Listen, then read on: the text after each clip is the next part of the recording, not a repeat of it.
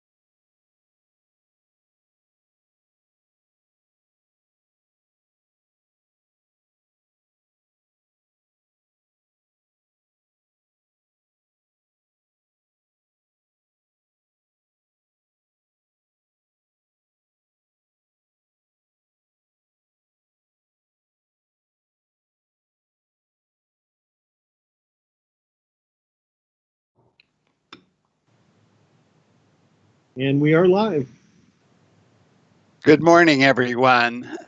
This is the May 28th special, or regular meeting rather, of the Public Disclosure Commission. We are meeting again remotely by teleconference. The time is 9:30. And in accordance with the governor's emergency proclamation 20-28, we are allowing the public to participate remotely, but in-person attendance is not possible at this time. The meeting is being live streamed and recorded as well. And we have, as I understand it, someone who would, Kathy Sakahara, who would like to be heard. And so we will, as soon as that is possible, Jana, we will happily hear what she has to say. Great. I'll dial her. Just a moment. Good morning, everyone. It's going to be 82 in Olympia. That's like summer on the west side. Commissioner Chair Emmons. Yes. Chair Emmons, while Jana is getting our guest on, our public commenter, you might want to just do a quick roll call of your commissions. Can you hear me? Hang on for just 1 second. Kathy, I can hear you. Can you, if you are listening to the meeting at all on any other device, if you could mute that, it helps. Yeah, as I well. have already done that. Great. Okay, so just hang on. The commissioners are just finishing up here. Hang on just a moment. Thanks for joining us. Good morning, Kathy. This is David Ammons, and for all who are listening to our proceedings, I'm chair of the commission, and I'm pleased to be joined by the other 4 commissioners from around the state, and I would invite them to introduce themselves at this time. Hi, Russ Lyman here from Olympia. This is Bill Downing in Seattle. Hi, it's Nancy Isserlis from Spokane, Phase 2. Commissioner Jarrett, you're on mute.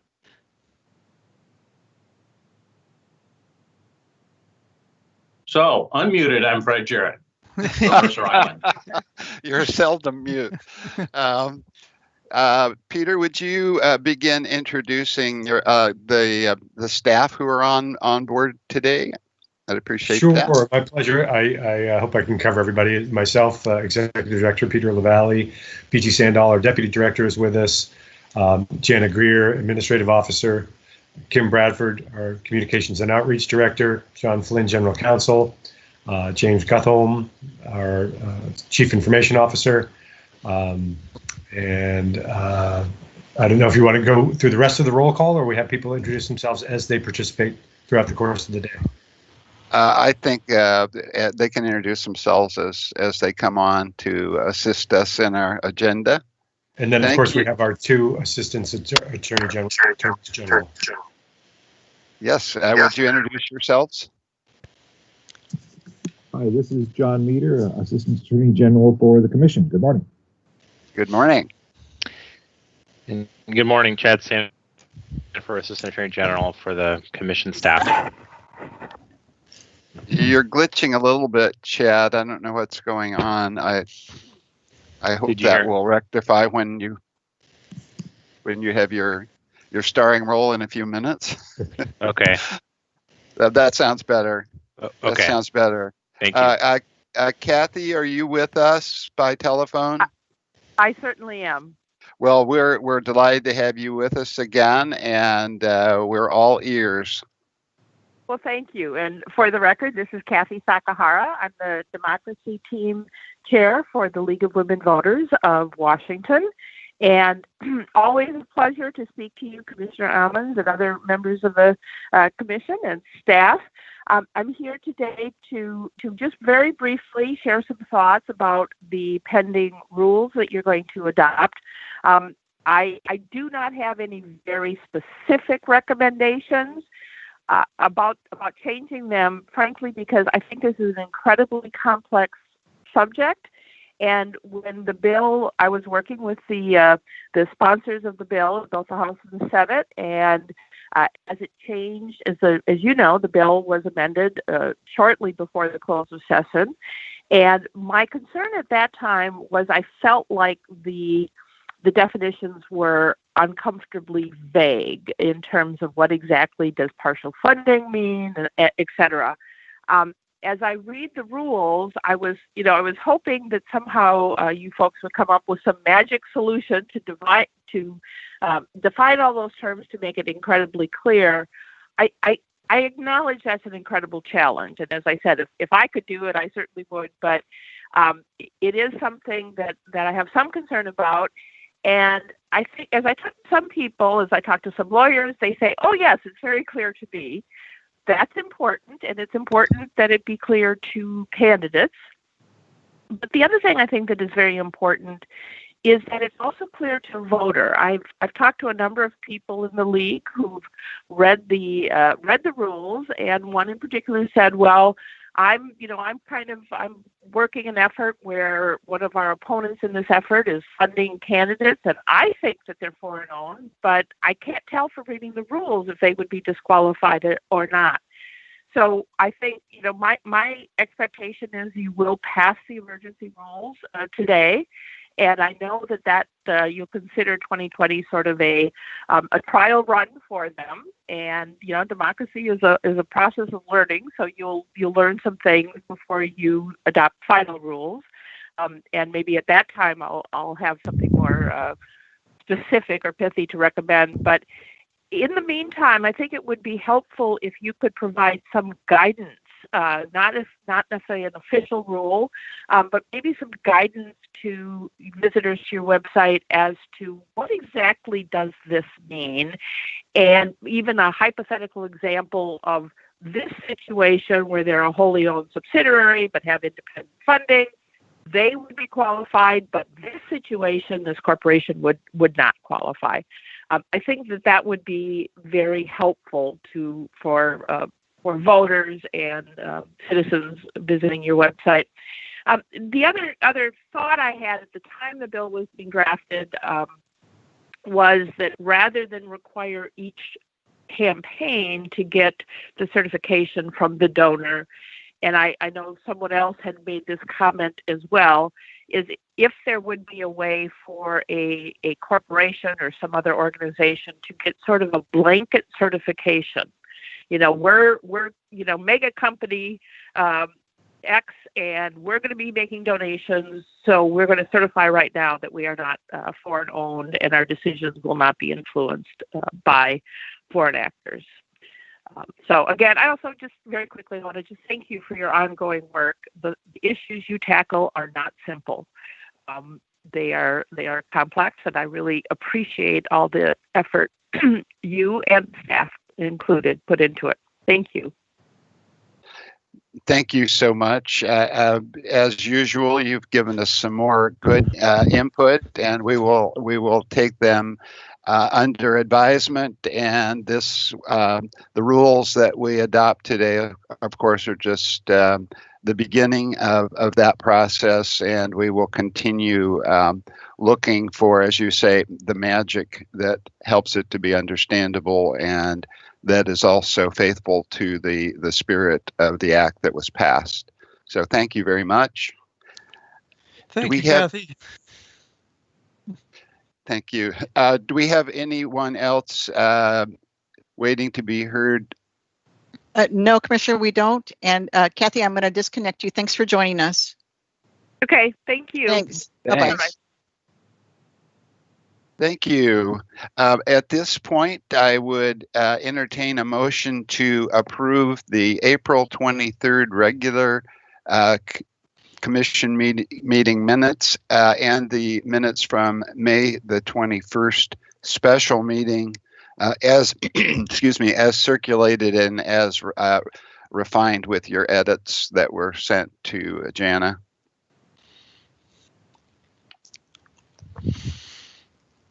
I'll move that we adopt the minutes of the regular meeting and the special meeting as circulated.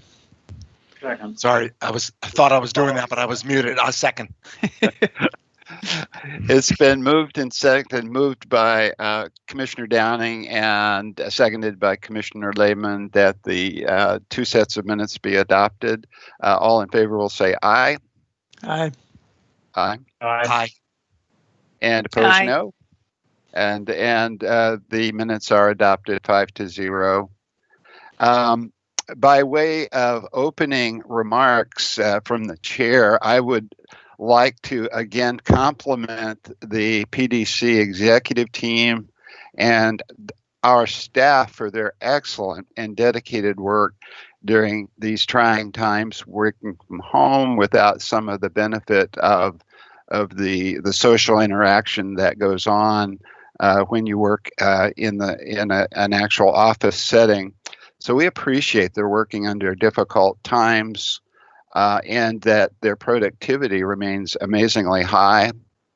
And so we do want to not take that for granted. We know it's difficult for them. Two other items will come up shortly, F1s and budget. And so our executive director and I will reserve our opening statements until those topics come up shortly.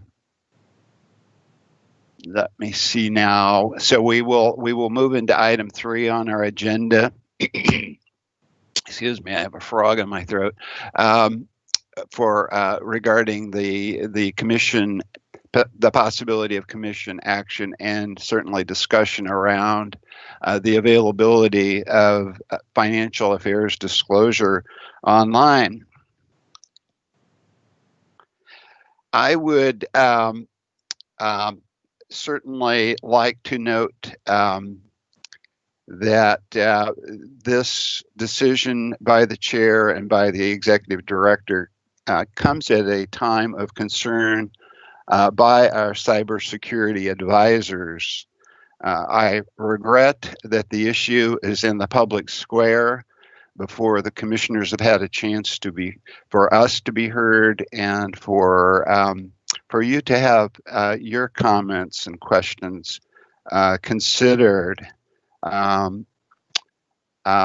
It certainly is an issue that has been near and dear to us, to keeping access as good as possible. We've worked hard on that in the last few years. I regret that apparently one of our own commissioners provided a reporter with our internal email string between Senator Hunt and commissioners and Peter and myself, and then framed the decision of the chair and the ED as an impetuous decision to appease the senator and the Senate Tech chairman. I was startled, to say the least, at this breach of protocol.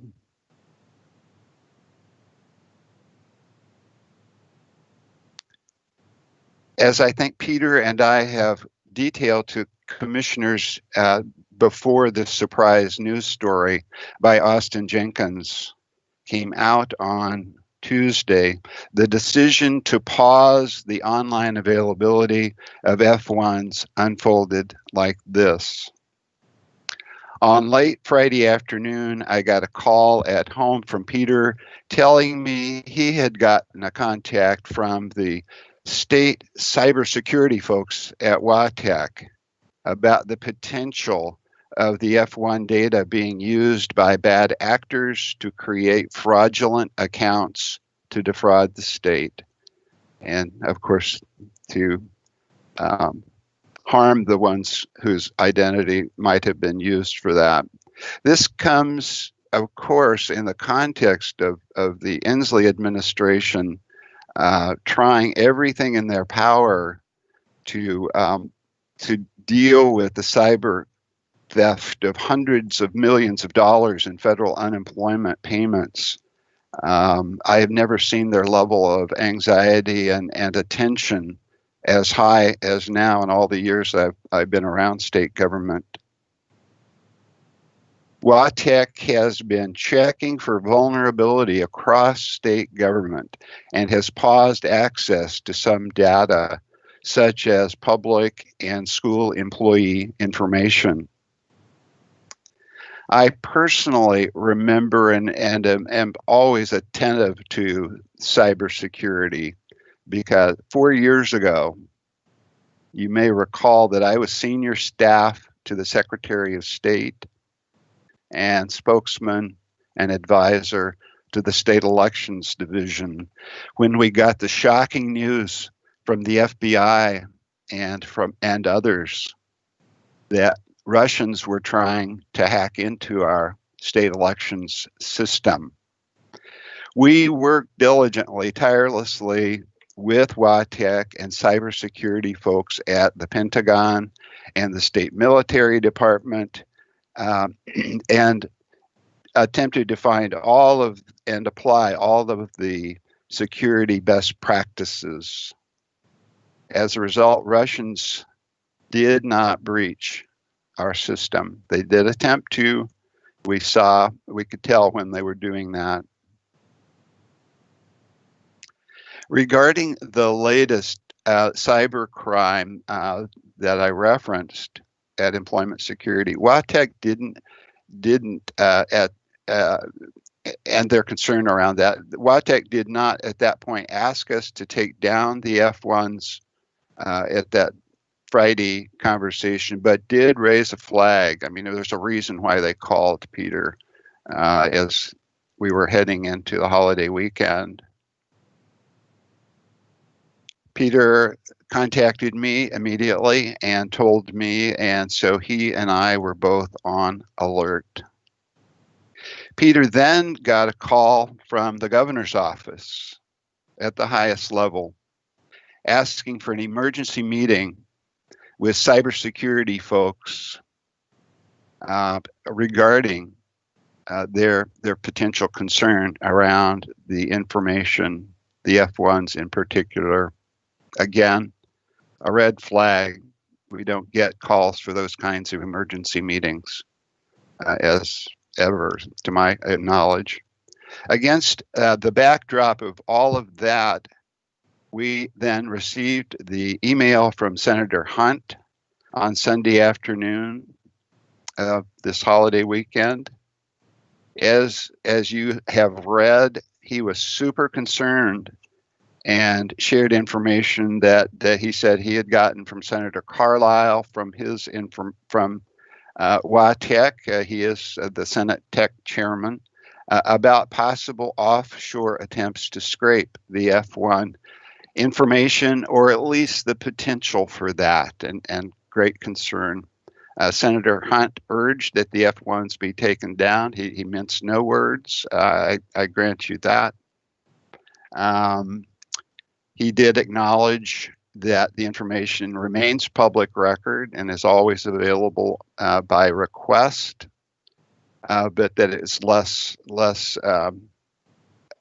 accessible to potential bad actors. At that point, Peter and I had another conversation, and we both came to the same conclusion that we should pause access while we learned more, and cybersecurity folks were learning more and making recommendations, and also to give us time to harden our own defenses. I made the judgment call, and we communicated that to the commission, to James, and to the senator. We did not buckle to the senator, nor would we. We listened to him. He is our chair of our jurisdiction, the committee that has jurisdiction over us. He probably knows more about us than any legislator, particularly in the Senate. He did nothing wrong, despite the implication of the article. He did nothing wrong in expressing his concerns to us and his requested line of actions that he would like to see.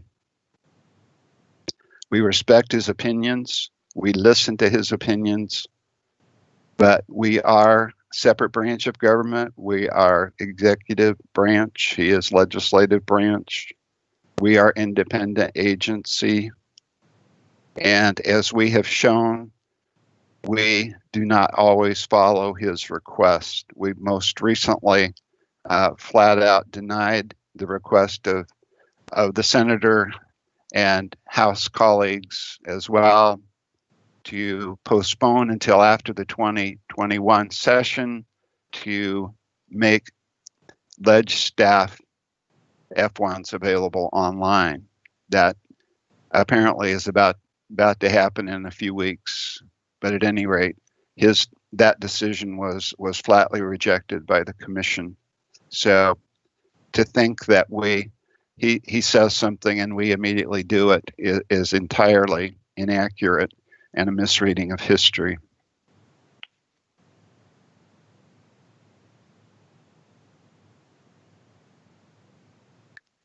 On Tuesday, Peter and James did have that hurry up conference call with the Chief Information Officer for the state, the head of WATEC. They were prepared to strongly recommend, if not demand, that we take down the F1s. And we're most relieved to hear that we had done that, pause at least on an emergency basis. Peter and James can tell you more about that conversation in a moment. We also, I would inform the commission, will have a briefing from WATEC at our session at lunchtime. It will be a briefing that will give us more information and is of a nature that they need to hold close because they don't want to compromise what they are doing. In closing, my narrative, and it is different than the vice chair has placed his on the public record, is that I want to remind this body that I have supported the mission of the Public Disclosure Commission for its entire history. I have used it, I have supported it, I have advocated for it. Putting F1s online was my single highest priority when the governor appointed me to this commission 4 years ago, and I was confirmed 49-0 by the Senate. I also served as public representative on the Legislative Public Records Task Force, and I take a back seat to no one in promoting access.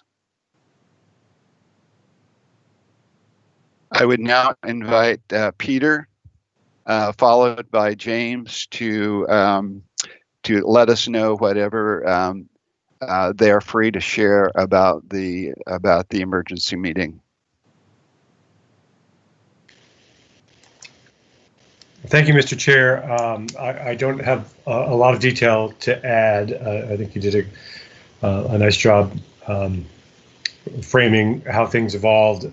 I can say just a brief overview from my perspective that, as I think you touched upon, on Friday, I spoke with folks at WATEC who said that they had concerns about the information on our website. They let me know that state employee records, the employment and salary database had been taken down in its entirety from fiscal.wa.gov this past week.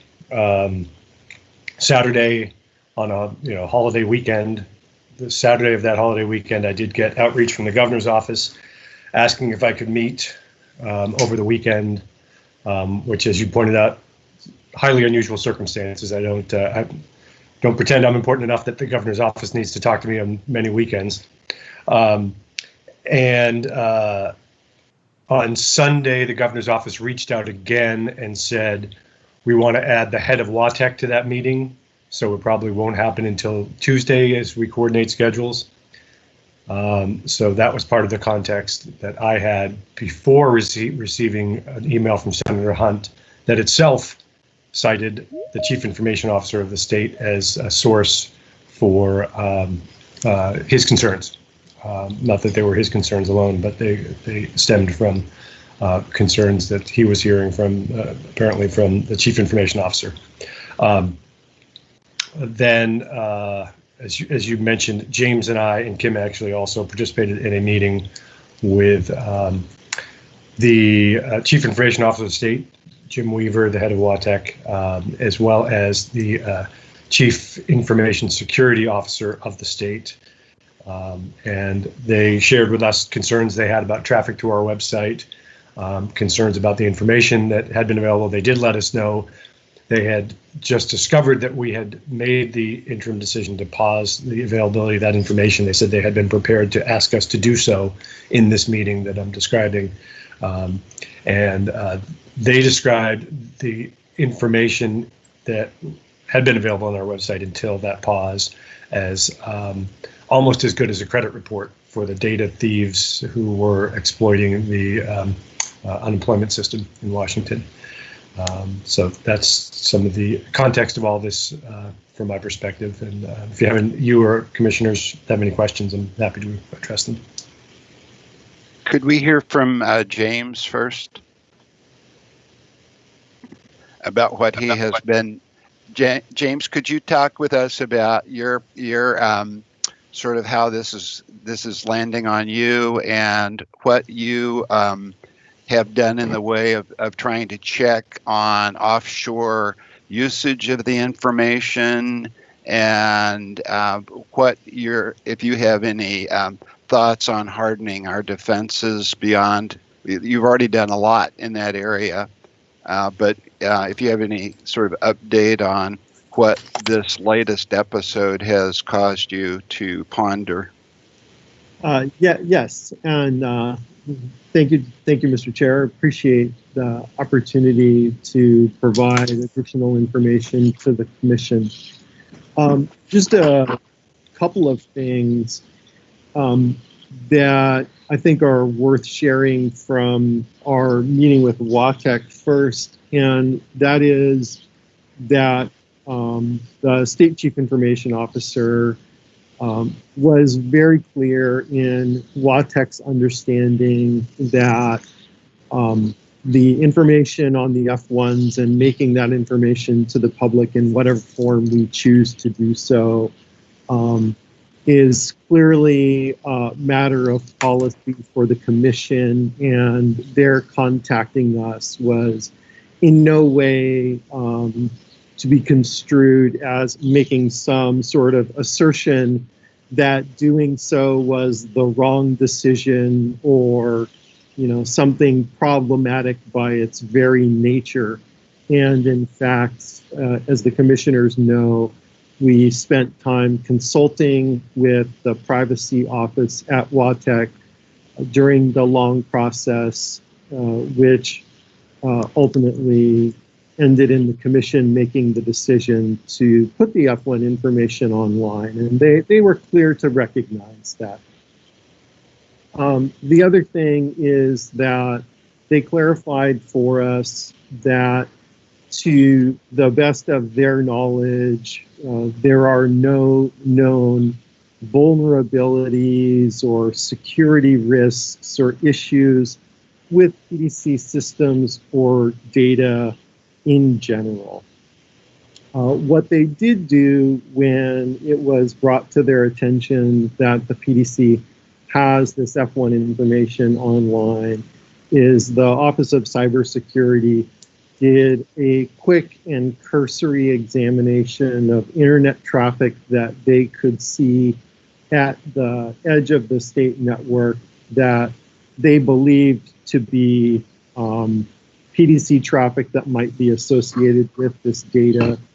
And what they saw in that was what they simply phrased as an interesting pattern of requests from known cybersecurity threat regions, but not directly correlated to any of the cybercrime incidents that had been going on related to ESD. So, they were really clear with us in conveying that message. And rather that the discussion really was about the information and how it potentially could be used in building a profile that might be utilized for certain kinds of activities similar to what had gone on at ESD. So hopefully that gives you a little bit of background about what we do know from WATEC. As soon as we found out, we also did an examination of our own log data to see how that information is being accessed.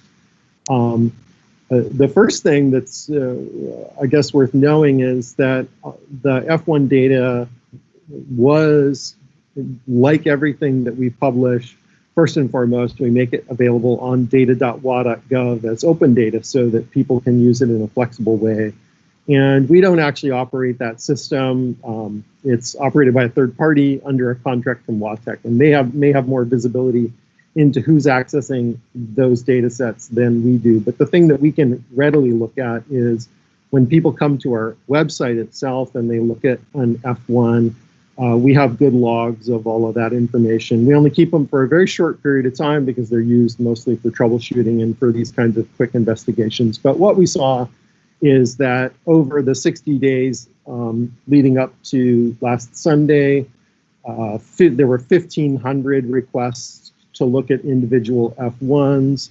The vast majority of those were coming from consumer locations within the state of Washington. We can see the internet service providers, the vast majority of them being Comcast and other consumer internet providers. And then a smattering of other states and a few other countries, most of them Western European. And those numbers were small, probably a total of 20 or so F1s even coming from regions outside of the United States. So we do have some picture about how those were being accessed. And it's great that so many Washingtonians are interested in that, and especially to see that kind of traffic coming from vast numbers of consumer addresses rather than necessarily, only one person being able to make use of that data. So it seems like in terms of reaching an audience that we want to reach, that we've got something good going on there. So right now we made it so that that data is temporarily unavailable. We did it in the way that makes it possible to easily change or go back or do whatever the commission ultimately decides to do, and still have basically all the processing that normally goes on going on. We didn't halt any of that. We just made the data unavailable. And one of the questions, I think this is kind of the last point that you made, Mr. Chair, is about is there something that we should do to set some sort of bar on access to have a threshold other than just readily available via reading the data via a machine, which is what the open data publication gives us. And that's something that the commission had considered in the past. The last time the commission looked at the issue of making F1s available, if I remember right, about 4 years ago, that was one of the questions that came up is, do you implement some sort of system where a person is required to create an online account and provide an email address or go through some minimal hoops to get there?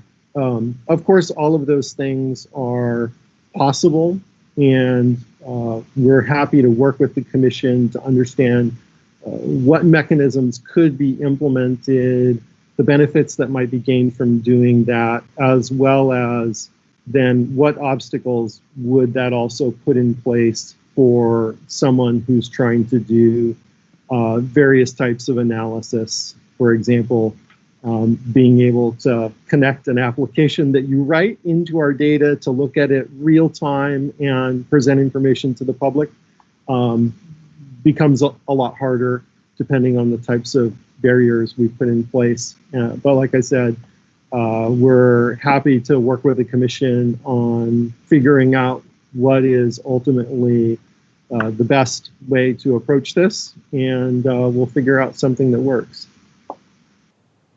I have one question of Peter and James, and then I'll open it up to comments or questions or motions or whatever the commissioners would like to do.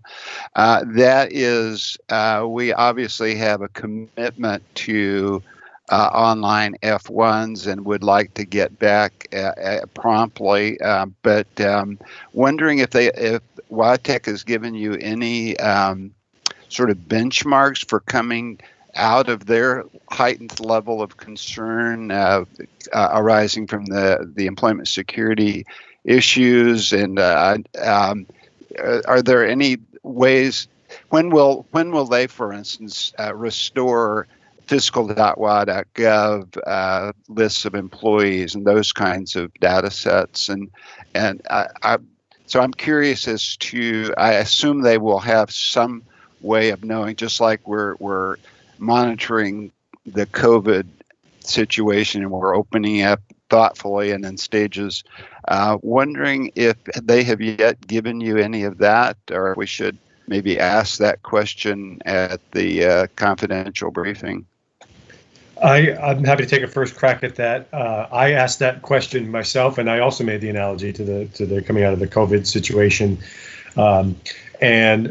Benchmark is the term you use, and I think that's a good term because WATEC was hesitant to certainly offer any date certain that they would want to restore all data. But what they did say was that as the emergency pandemic unemployment relief portion of the CARES Act, the Federal CARES Act, comes to an end, that's a target date that they would look strongly at to restore fiscal.wa.gov, for instance. My understanding, and I can't say that I've researched this, is that comes to a close in September. And I think the concern there is that the CARES Act mandates that states get money out quickly to those who are suffering from unemployment, and does not allow the usual waiting period for checks and balances that Washington and other states employ.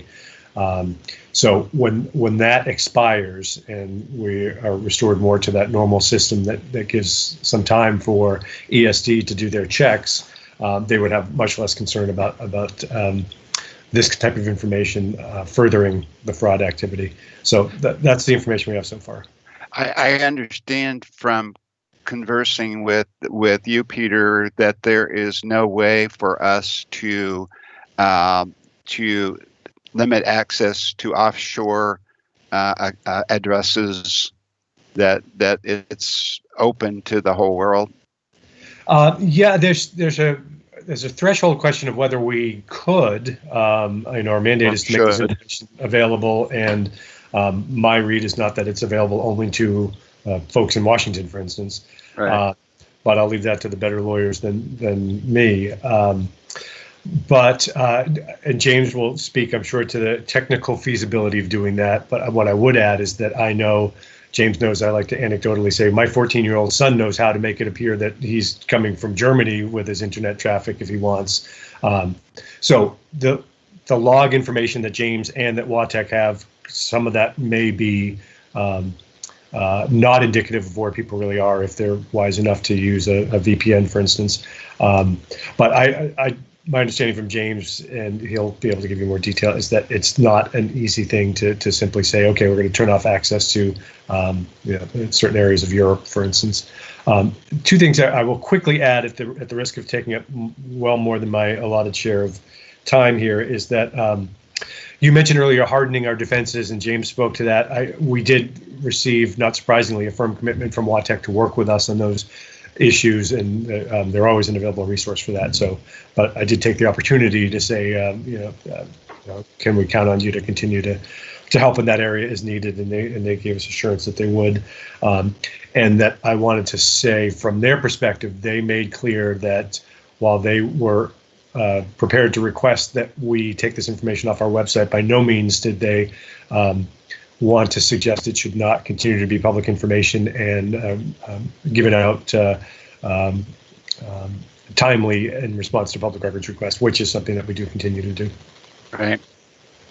So the cyber floor is open. Questions or comments? What's rumbling through your head with all of this? Well, I'll ask a question if Commissioner Lehman isn't ready to make a comment or ask a question himself. Judges ask questions not necessarily based on what they're thinking, but what they would like to hear an answer to. So don't read into this that it's my thinking, but it is something I'm curious about. Is there any possibility that we're being used? And what I'm thinking or suggesting in this hypothetical question is that there are people who screwed up, whether at the state level or the federal level, in allowing the extent of fraud that took place. We played no role in that. There's no suggestion that we did. Is it possible that that we're being used either as a diversionary tactic from whoever made those mistakes, and conversely, is it possible that we're being used to achieve something that some people wanted 6 months ago or a year ago, which is to not have the F1s online, using this circumstance as a way to bring that about? And I haven't heard anything in what was said about I haven't heard anything that suggests that things have changed really from when the issues and the potential exposure were carefully considered by James and the WATEC folks 6 months and 12 months ago. So again, that's just curiosity out there for discussion. Peter or James, go ahead. Yeah, I will totally avoid the first part of your question and just make a comment regarding what's changed. And I think the big thing that's changed that's a short-term aspect is what Peter alluded to with regard to the conditions around the CARES Act. I won't reveal anything that may expose some particular threat, but just talking about the information that's publicly available about what has gone on across the country with regard to unemployment claims is that the primary information being used is Social Security numbers that were exposed from data breaches many years ago. Folks might remember the big, I think it was Equifax breach. I believe there was another big retailer that exposed a large number of Social Security numbers. And that data is almost no good for the purposes of identity theft, because all of those folks, of course, got credit monitoring in place and blocks on their Social Security numbers. And the unique situations around what has gone on with the CARES Act changed the value of that information, because it was now possible to utilize it for something where, there was this expediency around, if you can get through these minor thresholds, then we're going to go ahead and get the process started for you. And I think that that's the generalized situation of what has changed. What has changed with regard to the data that the PDC makes available? I don't think much has changed to a great extent, although, as the commissioners know from our past examination of this, it's not about providing NF1 is the golden ticket to committing some cybercrime, but rather that each piece of information that is out there on the internet about an individual, whether it be via LinkedIn and Facebook and your Amazon shopping history, it all builds towards a profile. And so in these times where there's a lot of emphasis being placed on providing quick action to provide financial relief to people who are very in need of it under unusual circumstances, that profile building information could also be more valuable during this particular set of circumstances. I'm not aware of any other cybercrime activity that necessarily involves profile building in this specific period of time, but it certainly is an extra thing to weigh. during this particular time where expediency has been made more important? Not being as wise as James, I will perhaps wade in a little bit to the first part of your question, which was about whether we're being used. And I certainly wouldn't go that far. But what I heard in my discussions with WATEC is that in light of this emergency where apparently hundreds of millions of dollars were defrauded out of the state government, that WATEC and others scrambled to take a look at every possible vulnerability and identified this, as well as the fiscal.wa.gov information we talked about, as a potential liability and vulnerability that could enhance the ability of the fraudsters who were misusing the unemployment system. And it's in that context that they reached out to us. I think, as James alluded to, WATEC was not telling us this is the key that's going to allow anybody to get that information or to get access to unemployment funds. But they looked around for potential vulnerabilities and identified this as sensitive information that could be useful in this particular circumstance. And I will say, I am skeptical and bordering on cynical sometimes, and that has served me well over time. To maybe a better way to put it is I'm a realist, and I understand that there's a opportunism available here for folks who didn't want F1 information to be online, to say here's a great reason why it shouldn't be and hop on that bandwagon. But that does not mean the underlying reason should not be assessed on its own merits. Others? Yeah, this is Russ Lehman. I want to tack on to what Judge Downing said. And, thank you, Bill. I thought that was a great first question. I want to just go back a second. My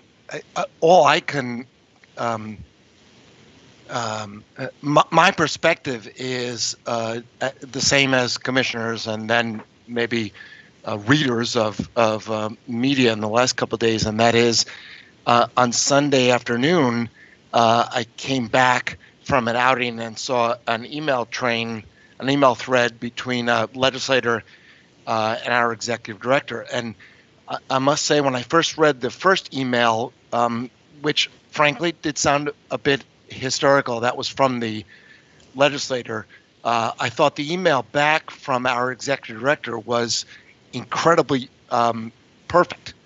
It was thoughtful, it was reasoned, it was deliberative, and I thought it was wonderful. And in fact, in that, the executive director said what I think, again, was exactly right, and that is, we're on it. I'm going to talk to the commission, and we'll take whatever action is necessary. I'm paraphrasing a bit. But also, the executive director, talked to WATEC last week, and there was a low-level concern displayed, and that was it. So I thought, when I only read up to that point, I thought, hey, this is great. I mean, this is exactly the way an independent public agency should act. Take what a legislator says with concern and thoughtfulness. Take a breath. Even though the legislator didn't display a breath, that's not his job necessarily, but that is our job, to take a breath, take a little bit of time, and talk to the commission and take a look at the issue. When I was taken aback was the next emails that went back and forth between the director and the legislator within an hour. So this whole thing was, I could be off by a few minutes, but I think the whole thing was 2 hours. And I was frankly a bit dismayed by the next action was, we're taking it down. And that was right after, again, I was informed, as other commissioners were, that there was no specific high-level threat that was displayed. So I thought at that time that might have been a bit inappropriate. I thought to to shy away from what I believe, not shy away, but to leave what I think is our absolute statutory responsibility, our mission. The chair has commented, I think the chair has a long history of, and this commission has a history, at least in the last few years, of being very diligent purveyors and responsible parties for disclosure and transparency. That's what we are about. That is our default. And over the last couple of years, when we spent an inordinate amount of time on these F1s online, both generally and then with a specific class of filers this last year and a half, I don't know. I guess I can't speak for anybody else, but for me individually, I thought this was going to happen at some point. I mean, that's what online is these days. That doesn't mean it's perfect, and that doesn't mean we don't need to take an extraordinary number of precautions and have James do the hardening that we need to do. But it does mean that we err on the side of disclosure and transparency. And I must admit, picking up on Bill's question, that my reaction, I'll speak only for myself, my reaction was, despite the fact that there was the experts, the people who really know this information, WATEC, the CIO, specifically said we are concerned, as we are about all public information on public databases, we have, quote, no known vulnerabilities at PDC. So it seemed to me that that standard right there warranted a deliberation, doing what we're doing right now, talking with James about what, if anything, can be done to harden, to protect the resource. But in fact, I guess that's the only difference here, is that I err on that side personally. I think that we should have erred. Personally, I think err on the disclosure transparency side, unless and until there are very specific allegations of concerns. Right now, it seems to me all we have is generalized concerns, and is what I think does look bad is that the concerns that made us take a relatively dramatic action was from one legislator who, by the way, has a history of trying to accomplish this exact thing over the last 3 years. So I'm not saying he's right or wrong. I'm not saying that I think the concerns are we should absolutely respect them and take them, raise them to the highest level. I just think that a default to closing down public access is not appropriate. I guess just lastly, what I haven't heard, I don't know if it's supposed to be in the meeting with WATEC, what I haven't heard is, when is it going to be back up? I mean, there's talk about a pause, but I haven't heard when it's going to be back up and what actions have been taken specifically over the last, or are being taken now, to remedy the situation so we can get it back up, if that in fact is our default. So those are my comments. Hi, this is Nancy. Yes. Am I on mute? Okay. Peter already answered several of my questions, which was, what have you done between Sunday and today to get more information, and hopefully answer Russell's question, which is, when are we going back up? So I won't belabor that. During these unbelievably difficult times, I think the first thing we need to always remember is give people the benefit of the doubt when we're able to do so. When I was asked to join the PDC, I didn't think it was going to be a, weekend emergency kind of gig, which it turned out to be this weekend. So never waste a good crisis, obviously. The thing that I would, and maybe fortunately or unfortunately, I'm not quite sure which, I came into the conversation very late because Senator Hunt had the wrong email address for me. So I didn't see any of the email traffic until many hours after a lot of decisions had been made. So, but James has been kind enough to correct that now. So if I get something addressed to the wrong email address, I actually will get it. So and we can have this conversation at lunch about, what has happened and what the situation is that we need to be aware of. But one thing I think we should do, since this was a rather unique situation, is just make sure that if something like this ever comes up again, that we have a plan in place and methodology to make sure that all of the commissioners at least are aware of what's going on and what the issues were. The reason I brought it up is because, and I talked to Peter over the weekend about this. Senator Billig was copied on that email. He's my senator. He's also a very good friend of ours and lives in my neighborhood, and I run into him all the time.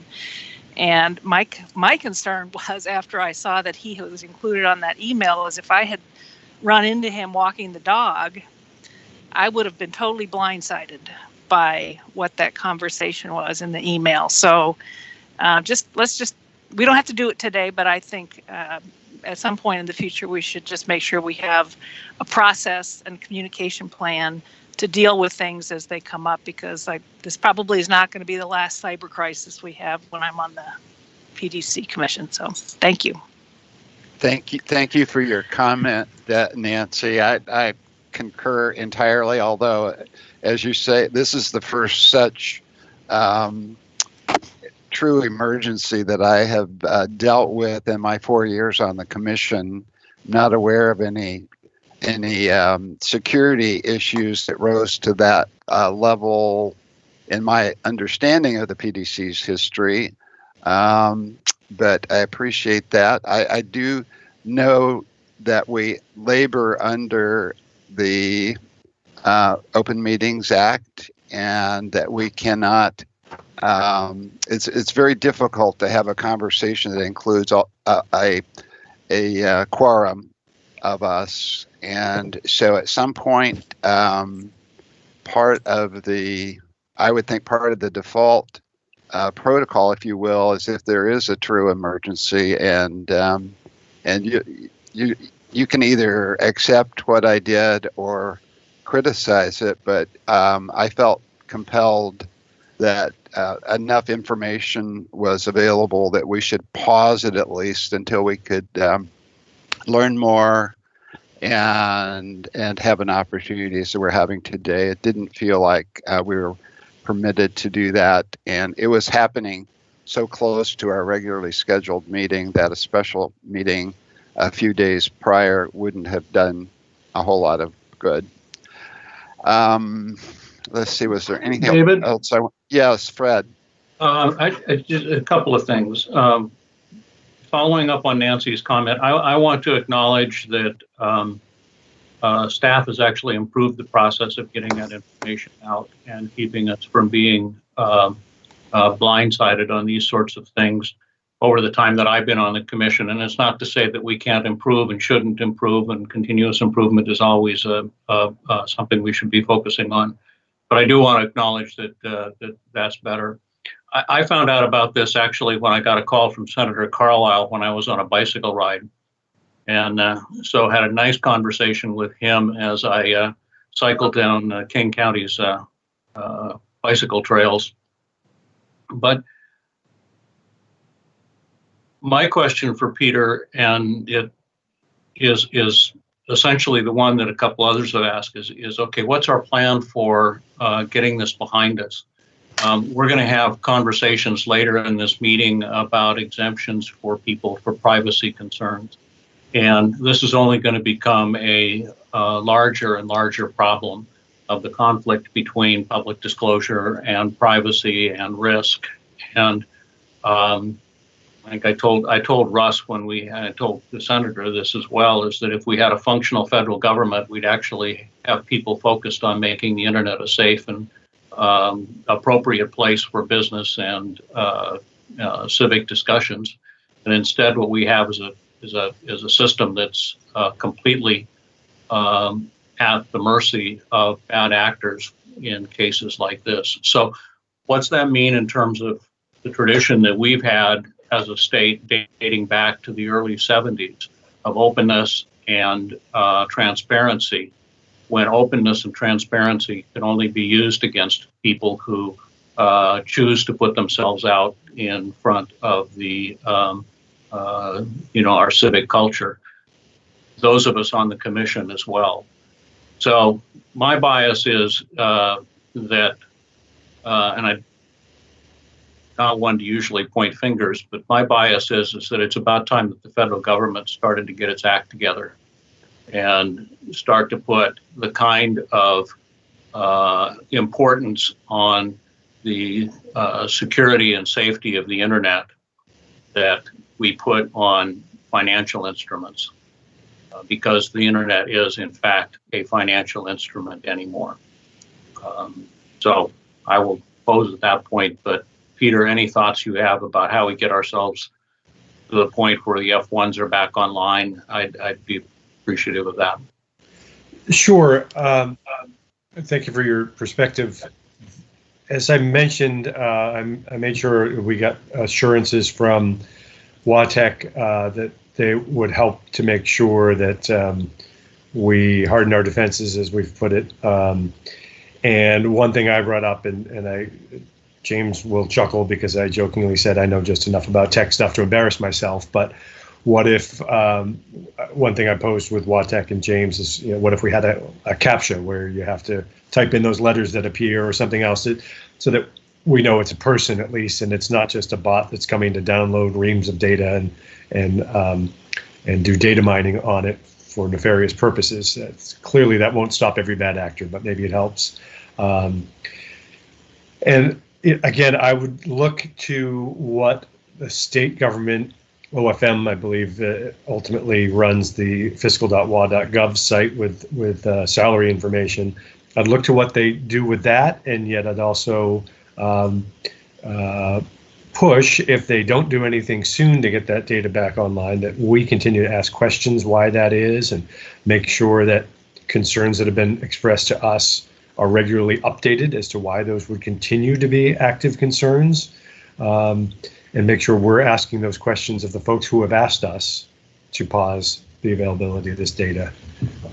But I would say it's our role to push them to justify the request, and that it's to justify the continuing need for what they've requested. I hope that's helpful.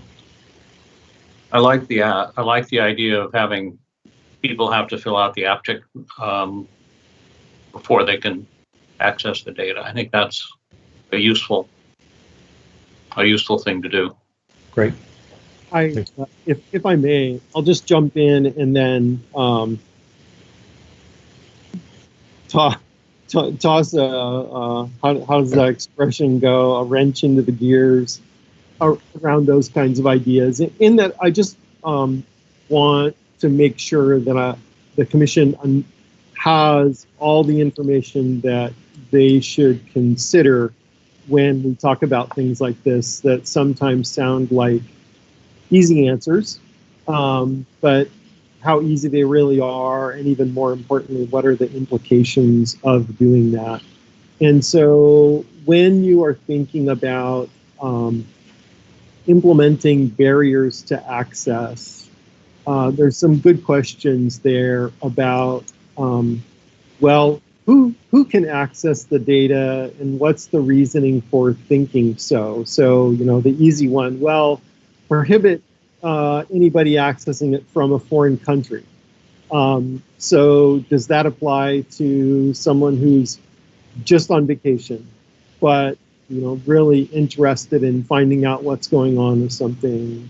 Does it apply to an expat who lives in a foreign country? And how good are those barriers, given that we know that that kind of barrier is pretty easy to work around?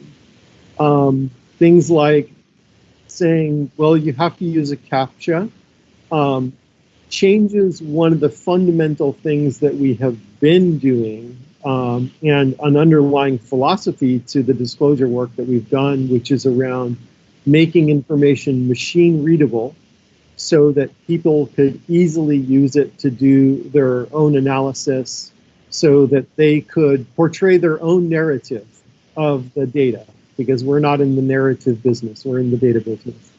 And what impact do we have on them by doing something like that? Do we start discouraging access to information? And I think the commissioners are all aware of instances where anything that looks like gathering information about someone potentially creates a situation where they may not be inclined to then access that information for fear, whether founded or not, So there are a lot of complex questions, and I'll say I'm glad to not be one of the commissioners when it sometimes comes to balancing this question around the right of the people to know versus the personal privacy interests.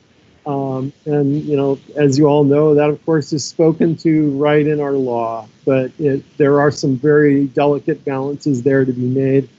And I will do everything that I can to make sure that the commission makes whatever decisions it makes with the best information that we have available.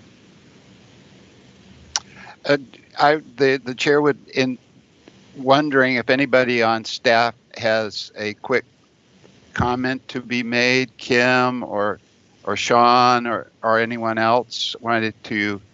Usually if we're around the big table, I can tell if people have comments. And anybody else have a position on to offer? Hearing none, I will try to draw this to a close. I have not heard a motion to make F1s available online right away, like today, which is your certainly your prerogative to reverse the chair's pause, or I have heard considerable questions at least around, but the presumption being that we will make these online as promptly as we feel that it's defensible and appropriate, and according to a guidance from our cybersecurity team. David? And I don't, yeah. I'm sorry. Just, I guess, a point of order or just a question. I would actually make such a motion, except it doesn't feel appropriate if we haven't yet had the discussion we're going to have with WATEC. So I don't know that. We had thought about that. Peter and I had a pre-meeting conversation around that. I would certainly, if that would be your desire, I'd be willing to wait till later in the meeting to come to closure. Okay, thank you. Would you like that? Yeah, I guess that might be that. Yeah, I guess that might be appropriate depending on what we learn at the lunchtime. Any other observations before we close out this discussion? Very good. Well, thank you all so much for your thoughtful comments and questions, and thank you, James, our fabulous IT guy, and Peter, for your being smack dab in the middle of this all weekend long and every day thus far. We know that you never contemplated having to deal with such matters, but it is our reality right now. I thought I got out of the emergency weekend business when I left the Attorney General's office. I thought I did when I retired. Okay, well, I will close out this. Just for the record, David, Yes, when you yes. retire, every day is a weekend. I think I'm flunking retirement, Fred. Me too. Okay, so there we go on that piece. We now have a budget update. This is another gathering concern of the chair and of the commission. And I've had conversations with Peter around Plan B kinds of work that's underway, and I don't know how much he would want to share that. We certainly are not, we're trying not to cause disruption in the staff or concern, because we don't know a whole bunch of things, such as when the special session would be, if there will be one in June after the forecast, if there will be one after the election, which is what I'm hearing, or whether Uncle Sam will come up with some dollars to help out the states as they really need right now, and whether that will close the gap by some considerable amount. So I would invite Peter, and I would invite our Chad Johnson, our senior fiscal analyst with DES, to do their regular monthly update, and then to talk about the situation we're in right now. Thank you, Mr. Chair, and I will thank Chad as well for his patience as we ran long and he joined us early, and appreciate him waiting for this portion of the agenda.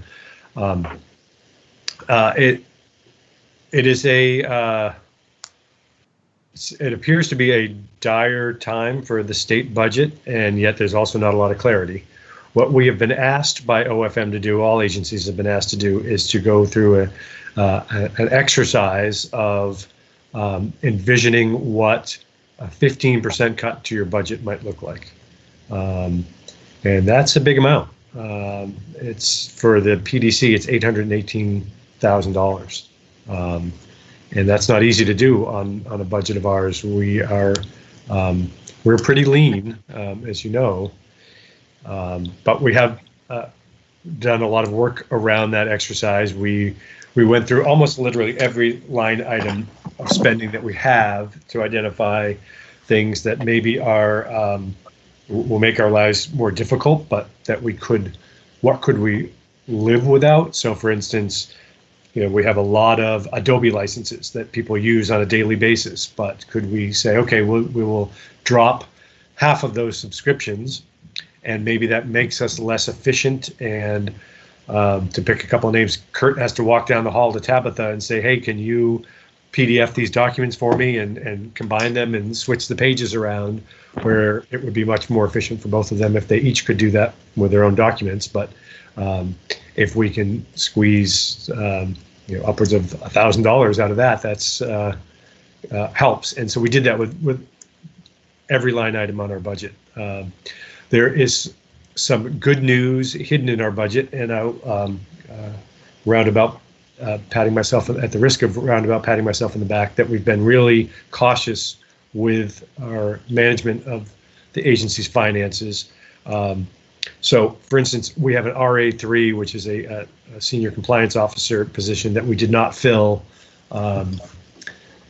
partially because, as you know, we had two to begin with, Kurt and Phil, and we added several. So just the onboarding of that and making sure that it took so much of Kurt and Phil's time and everybody else's, BG's, mine, Kim's, to get those new people up to speed, which has gone remarkably well. But we knew that that was a heavy lift, and we didn't add the additional one. So that has given us some cushion in our budget, and it's a position we still have and is budgeted for next year. So without filling that saves us, all in with benefits and everything, a considerable amount of money.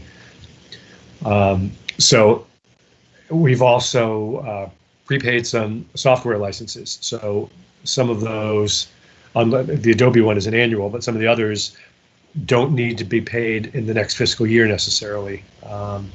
So there's some savings to be had there. Again, I'd like to think that we had some foresight in while the sun was shining to make sure that we made those investments while we could. But there are still going to be some really hard choices to make. And what makes me the most optimistic is that we've got great data, probably more than almost any other agency, to say, if our budget is cut 15%, what would that look like? That's a theoretical exercise for a lot of agencies. For us, it's pretty simple. It's pre-2938. It's 3 years ago. How was the agency operating, and how is it operating now? And what level of investment is that difference worth? When we had Glenn Morgan on the right and Walter Smith on the left, wagging the dog of campaign finance in this state, and we had the Attorney General's office stepping in to fill the gap when the PDC was just overwhelmed, and while trying to do a good job, I think came in with a different context certainly than what had been the PDC's approach to things, and it just altered the playing field tremendously.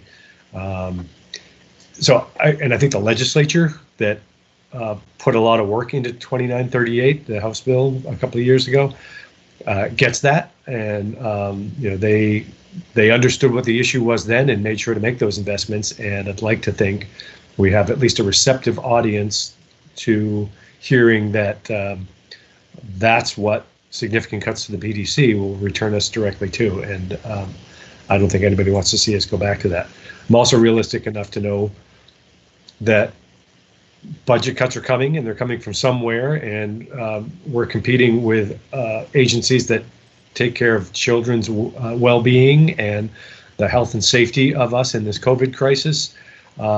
So there are a lot of other equally, if not more important needs than ours. But I do think we have a great story to tell to illustrate what budget cuts will mean to this agency. And we also have the roundabout fortunate circumstance of being budget dust. We're talking real money, but we're pretty small in the context of the state budget. So when you're trying to find little bits here and there, the PDC doesn't add up to much. So do we have any questions of Peter before we move into our financial update? Any questions of Peter? He's made the team has made some pretty refined contingency plans that we don't want to get into today, but they are real cuts, real positions.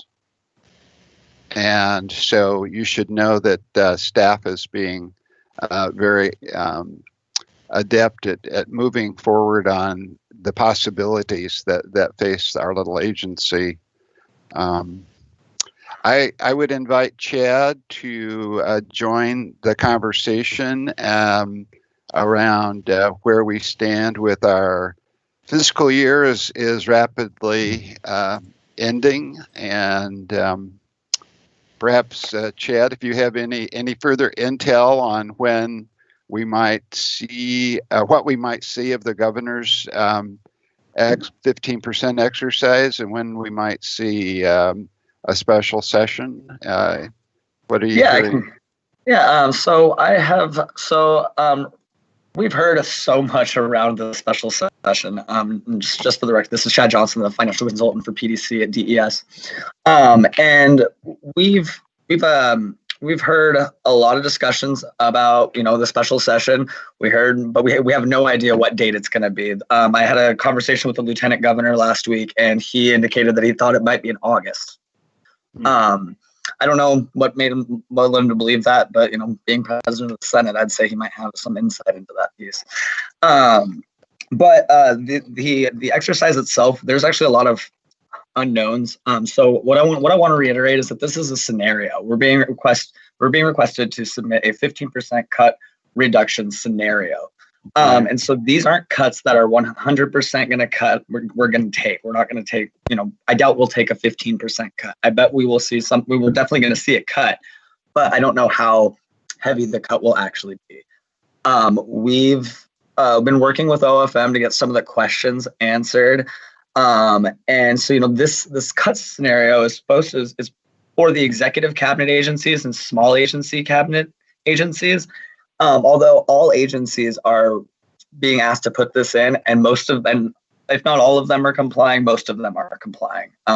Every agency that I have that isn't part of it is submitting their plan, and every agency that I have that isn't part of the small agency cabinet is also complying with all the freeze directives and things like that. So some of these cuts may come in the future, just based off the fact that we won't be able to do things that we used to be able to do, such as hiring. There's a hiring freeze currently as of May 18th.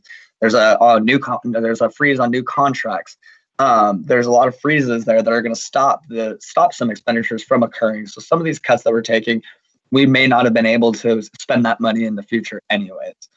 But we've got a lot of questions into OFM, such as this is a fiscal year 21 exercise. We're only looking at cutting 15% in fiscal year 21.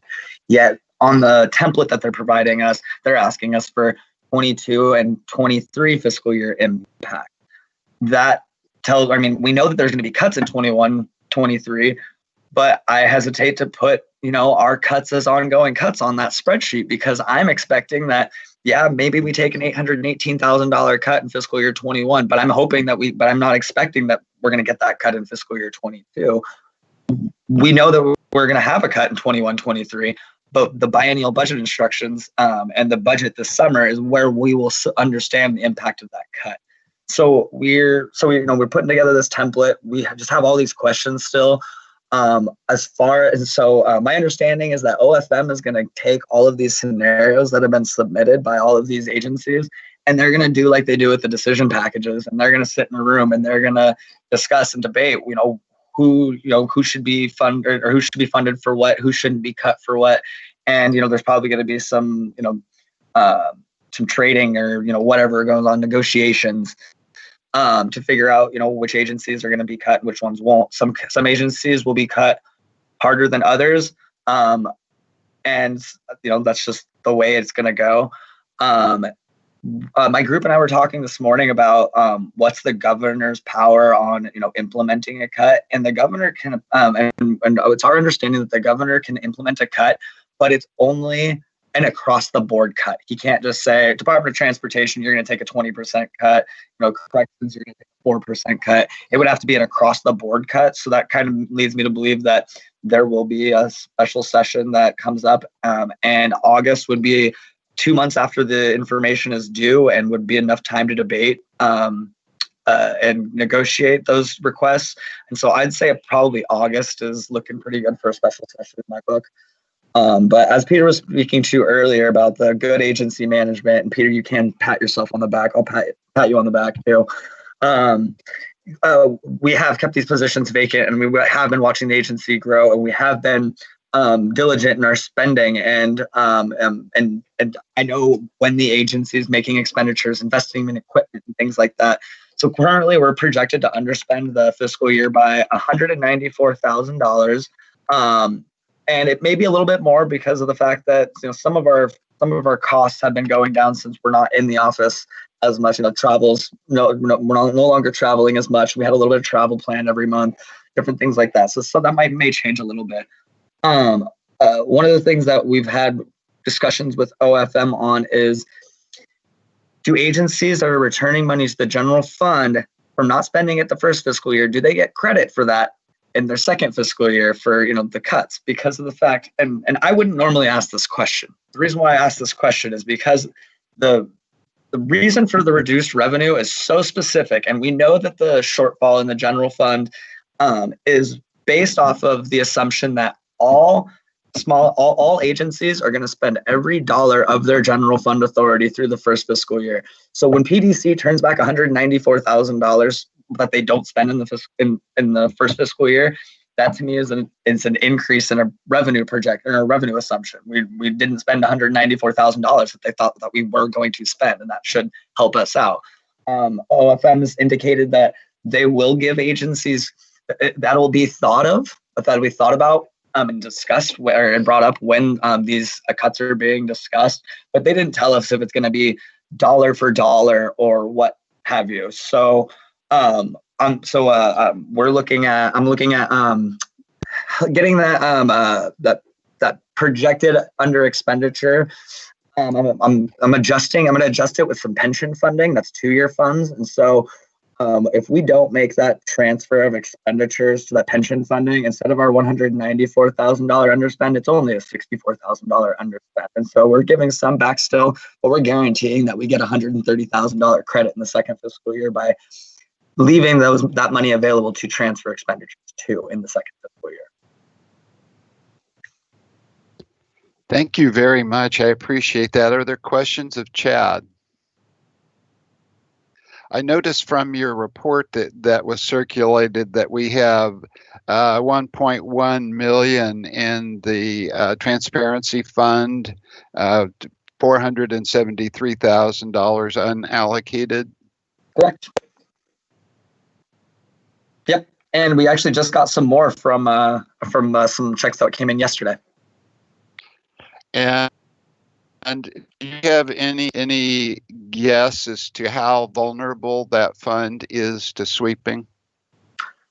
I don't. I think that would be I'm not even sure who that would be a question for. I'd say we'd probably start with our OFM analyst on that piece.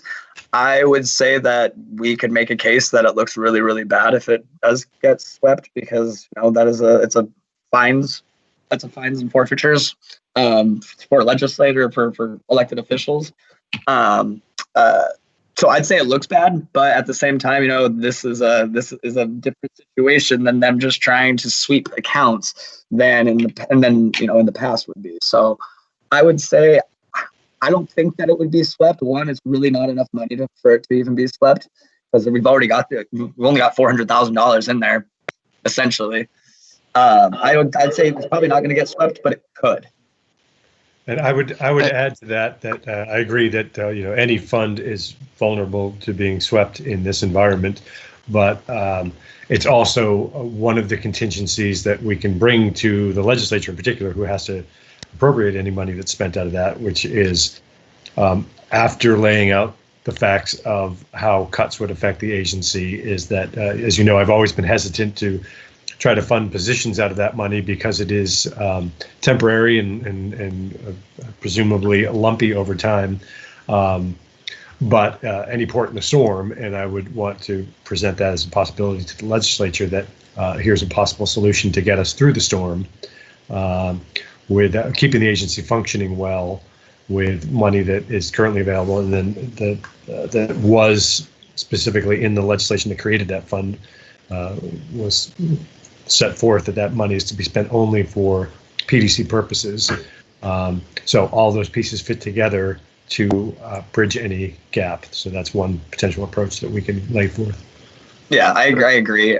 It's kind of like what we just saw in our supplemental budget, where we requested the ongoing business, or the IT business manager position, and we requested out of the general fund, but instead they funded it out of 22W. That's more likely what I would expect to see, Peter. Exactly, is that maybe they say that, okay, you're going to take a cut of this, our regulatory analyst 3, but if you need it, then you can hire it back in our 22W transparency account. Just alternative funding, using it as an alternative funding rather than general funding. That's more likely what I'd expect to see. I would just opine that I would be very paranoid about that fund and the ease with which it can be swept, and that we need to make sure that we thought through how we frame it and who we bring in to help us frame it. Well said. Well said indeed.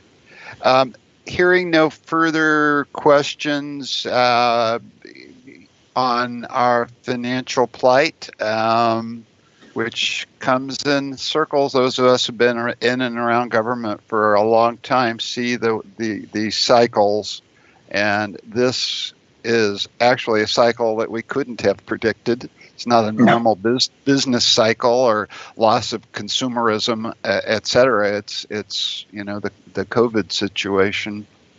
Yep, this is a different budget cut than I've ever seen. Yes, for sure.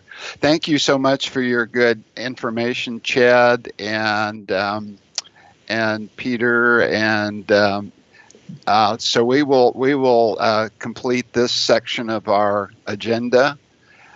Moving quickly on to rulemaking, and Sean Flynn, I would request that you be as economic with your comments as you feel is appropriate. We have all of the materials. We have read your iterations through time, which have been wonderful and transparent. And you have done a good job of reaching out to parties that are interested in this issue. So, Sean, if you would proceed. Yes, and just as a preface, I'm having a little bit of problem with my internet here, so I hope I won't cut out, but just a few minutes ago I was. If I do, I will call in from my phone, but just as a preface. And then second, to your point, Chair, I will be very short with my comments and leave the available time open for questions from the commissioners. With that, good morning, Mr. Chair and Commissioners. The rules here that we're presenting are a second iteration of what you've seen and that what was presented to you last week when we had an initial draft, as well as the stakeholder comments that were provided to that point. And I did present and summarize those. You've had a chance to take a look at those comments and provide further feedback, which has informed the version of the rules that you have before you. Just to make sure that it's clear, the first version that I gave you was a track change version of what was changed from the initial draft. And then just this morning, we received an official code revisor version, so I'll just call that the clean version of the same language. It just doesn't have all the markups in it.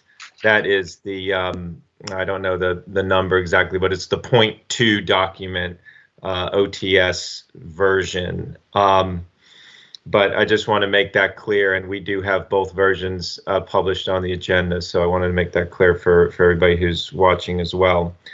I just briefly want to remind you that the reason we are doing these emergency rules and why we deem them to be appropriate at this point is because of the impending effective date of the new law, which comes on June 11th, which did not give the opportunity for us to engage in full permanent rulemaking, and that it is our recommendation that we do go forward with permanent rulemaking. That will kind of use these emergency rules as a starting point, but we will be doing further engagement with stakeholders and the public. And of course, there's a formal process for having public comment and hearing testimony during a public meeting. Hopefully that will be in person as we move further through the year. The only two things I want to bring to your attention is, as you said, I've brought this up in the drafting when I sent it to you, that there's really two major changes which have been informed by the stakeholder comments that we received. So the two major changes from the initial draft are in the definition or explaining of what financing in any part by a foreign national would mean. We had a standard that used the term subsidy, and there was a lot of questions about what exactly that would mean, it being an undefined term. So the language that we propose now is that it's anything of value for less than full, received for less than full consideration. The anything of value phrasing is comes from the contribution definition, so it's tied to something that we already know, that the regulated community already knows and is familiar with, and so we have some backing as to how to interpret that. The less than full consideration is also a standard that we apply in some circumstances, not specifically in a global sense like this, but the intention there is to keep out or separate revenue that's generated from normal business transactions, let's say, and maybe some other types of regular business activity. The second thing is in the certification process that we originally had a standard proposed that would say that you can't deposit a contribution until you have the certification, which would create a de facto 5-day deadline, because that's the amount of time you can hold on to a contribution before you need to deposit it in your account. We heard considerable concerns about that being a workable deadline if, for instance, a campaign were to receive a contribution unsolicited or through any mechanism that the campaign had created that could have a checkbox or some other type of certification already on it. But if they receive a check in the mail, there was concern that how do you get back to a contributor in time to meet the 5-day deadline. And so we took that back to the drawing board, and given some of the suggestions that were given, we are proposing a two alternative process. So there'd be two ways of getting the certification, and the first way would be to do it by the date the report is due. And so for a lot of the year, reports are due at the most on a monthly basis. And once you get into the election season, starting in June, you report your contributions weekly. But the way that it's set up, a lot of times that can be over a week of time before you have to report a contribution. So that standard should be an easy one to apply. But given that, we didn't want to fall back into the 5-day window there, that we would also say if you have a report that's or a contribution that's due on a report in less than 10 days, then you'd have a 10-day window to get the certification for that contribution. So in other words, nothing under 10 days. You'd have nothing less than 10 days in any circumstance in that alternative. The second alternative would be you would have 30 days to get the certification if you had segregated the contribution and deposited it into a separate bank account. And that way you keep it clean and not commingled with other contributions, and therefore it can't be spent or considered fungible with the other contributions. And so that would be a 30-day window for campaigns that are willing to set up a separate bank account. The reason why that alternative seems to work, or the intent there, is that we don't want to have to require every campaign to set up a bank account. Presumably there'll be some campaigns that feel that that's onerous. It's not something that's specifically required by the law. It is something that we require in rule for contributions that are received for exempt activities. There's certain types of contributions for voter outreach or registration that can be used in different ways, and we require that if you're going to characterize contributions in that category, that you have a separate bank account. So we do have some existing practice around this, but we didn't want to make it. We didn't want to offer that as a requirement that every single campaign would have to have a separate account for these, but to give it as an option. The final thing I'll say about this two-step kind of alternative process is that these are emergency rules. This is something that we felt that adding some flexibility for this election cycle may be prudent as campaigns and we as regulators figure out, where the difficulties or pressure points are here, but to be a bit more permissive than we might recommend for the permanent rules at this time, just given the immediacy of having to have something and having clear direction for campaigns, that we give them these two options. So I'll leave it at that as far as just pointing out some of the bigger changes. There were some other technical changes and some of the presumptive changes or changes that were recommended that were clearly good changes. I'm not going to go into all the minor level, but I did want to point out that we did make some other changes based on comments and even our own review that I think helped to clarify and strengthen these rules. Thank you very much, Sean. I appreciate. Yeah, I'm still live. I want to make sure I had muted myself. I want to thank you for your deep understanding of this issue and also your faithfulness to the new act, and also impressed with your simultaneous and side-by-side readings of the act and the federal requirements. And what's going on in Seattle is also very interesting. And so thank you very much for your diligence. I'll be open to any questions from the commission.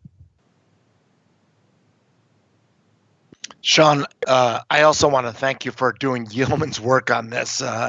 It's a very complicated area, and you had a statute to work with that I think most people would agree is not the best, most perfectly well-written statute in an area that's already difficult to legislate. So thank you so much. You did yeoman's work on this. I also appreciate your recognition, your desire to get it out right away, and your recognition that we'll see what happens, how it plays, how it works practically over this next this election season. I am I don't know. I guess I don't really have a question about the bank accounts. It seems to me incredibly impractical, but I'm not sure what other option that there really was, and I'm sure you've thought about exactly that. But I am a little concerned about, especially smaller campaigns, having to open up separate bank accounts for amounts of money that might be hopefully a relatively short period of time. But I assume that you look at all the options and realize there's no other way to do that at this point. So I'm sorry, it's not really a question, but it's a thank you really for doing yeoman's work on this. Thank you. Anyone else? Bill, I don't see you on my screen. Do you have any comments? No, I was fooling around here, trying to put a picture up on myself. Sorry. Hey, Sean, there you are.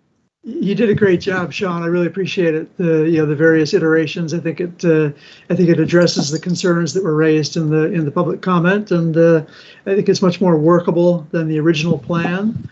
And it should go smoothly, and we can obviously change it if there are glitches. This is Nancy. Sean was very responsive to me. I had a couple questions coming from my perspective in the past of being a manager of a campaign and sort of the complications that complying with all of this is going to generate in a relatively quick period of time during this election cycle. So thank you, Sean, for answering those questions. I'll be very curious to see how all this gets implemented and what the compliance success rates are. Because, for example, this is just a practical thing. I suspect you can probably comply with the certification by having a box added to the donor remittance envelopes where you put your name and address and your employer. Which is probably going to require every campaign in the state of Washington to redo their envelopes soon. So just, expenses will add up as we implement these things. And I think we'll probably generate a lot of questions will be generated. I also was very impressed with the comments that came in. I thought they were very thoughtful and very helpful. I'll just pile on all the compliments to Chad, and especially the creation of a second option. I think that's a really good approach, and it gives campaigns a way of helping us learn which one works or neither, or what we need to do. I'm also very impressed with the fact that we're responding to the COVID crisis with a way of stimulating the economy by forcing new business response envelopes be created. So I think that's an unintended consequence of the act that we should take credit for. Very good. I will call for a motion for emergency rulemaking. The preferred motion will be to move that the commission adopt on an emergency basis the proposed amendments to WAC 390.16.330 and 335 to take effect June 1, 2020, and that the commission begin simultaneous rulemaking for permanent adoption of the same amendments. So moved. I assume David doesn't have confidence in me, as he shouldn't, to be able to do that motion appropriately. So moved in his language. Nicely done, David. Second. I'm reading off a cheat sheet. So yes, Sean. Yeah, Mr. Chair. Sorry to interrupt. I wanted to just give you the process for the adoption here and make sure that your motion reflects that. The new law will come into effect on June 11th. So we are planning to file for the emergency rules for that effective date. And I wouldn't recommend adopting it soon or having it effectuated sooner than that. So we will, in the next week or so, file the necessary documentation to have it effective on the date the law becomes effective of June 11th. And the other thing I just wanted to point out, not for purposes of this motion, but I also want to say, as far as Commissioner Isserlis's comments, Kim and I have already discussed starting on the guidance that will need to accompany these rules, and a lot of the gaps that I think still exist and open questions. We will try to engage with proper guidance, and of course that's a little bit more flexible because we can add and subtract from that as we go. So that's a body of interpretation that we will we'll be using as well. So the rules aren't the final word on compliance with this. Thank you very much. We will with the concurrence of the maker and the seconder, we will make that date June 11th, 2020. Further discussion? Hearing none. All in favor will say aye. Aye. Aye. Opposed, no. And the motion is passed 5-0. Thank you so much, Sean, and your good work on that. We will move promptly into management team updates, and that to be followed by enforcement updates. And again, the chair would appreciate brevity. We do have a request for reconsideration hearing at 11:30, which is 13 minutes away. And the person is going to be calling in. So as close to that as we can get, the chair would appreciate. Thank you, Mr. Chair, and I think we can very much meet that timeline. Management team updates can be quite brief, and I know Kurt is prepared to essentially submit his enforcement update report as received by you, but open to any questions if you'd like to do it that way. I'm first on the agenda for management team updates because I wanted to bring up these two issues that are on our recurring calendar: strategic plan update and annual review of penalty schedule. I'll start with the latter first. We have committed to taking an annual look at our penalty schedule. I did have a chance to discuss it with the management team and the compliance team, and everybody's quite comfortable that the current penalty schedule will continue to monitor where we think things are not quite the right fit, but we feel comfortable that it's in good shape now. Of course, we did a thorough deep dive of it in light of 2938 and 1195, the House and Senate, respectively, bills over the last couple of years.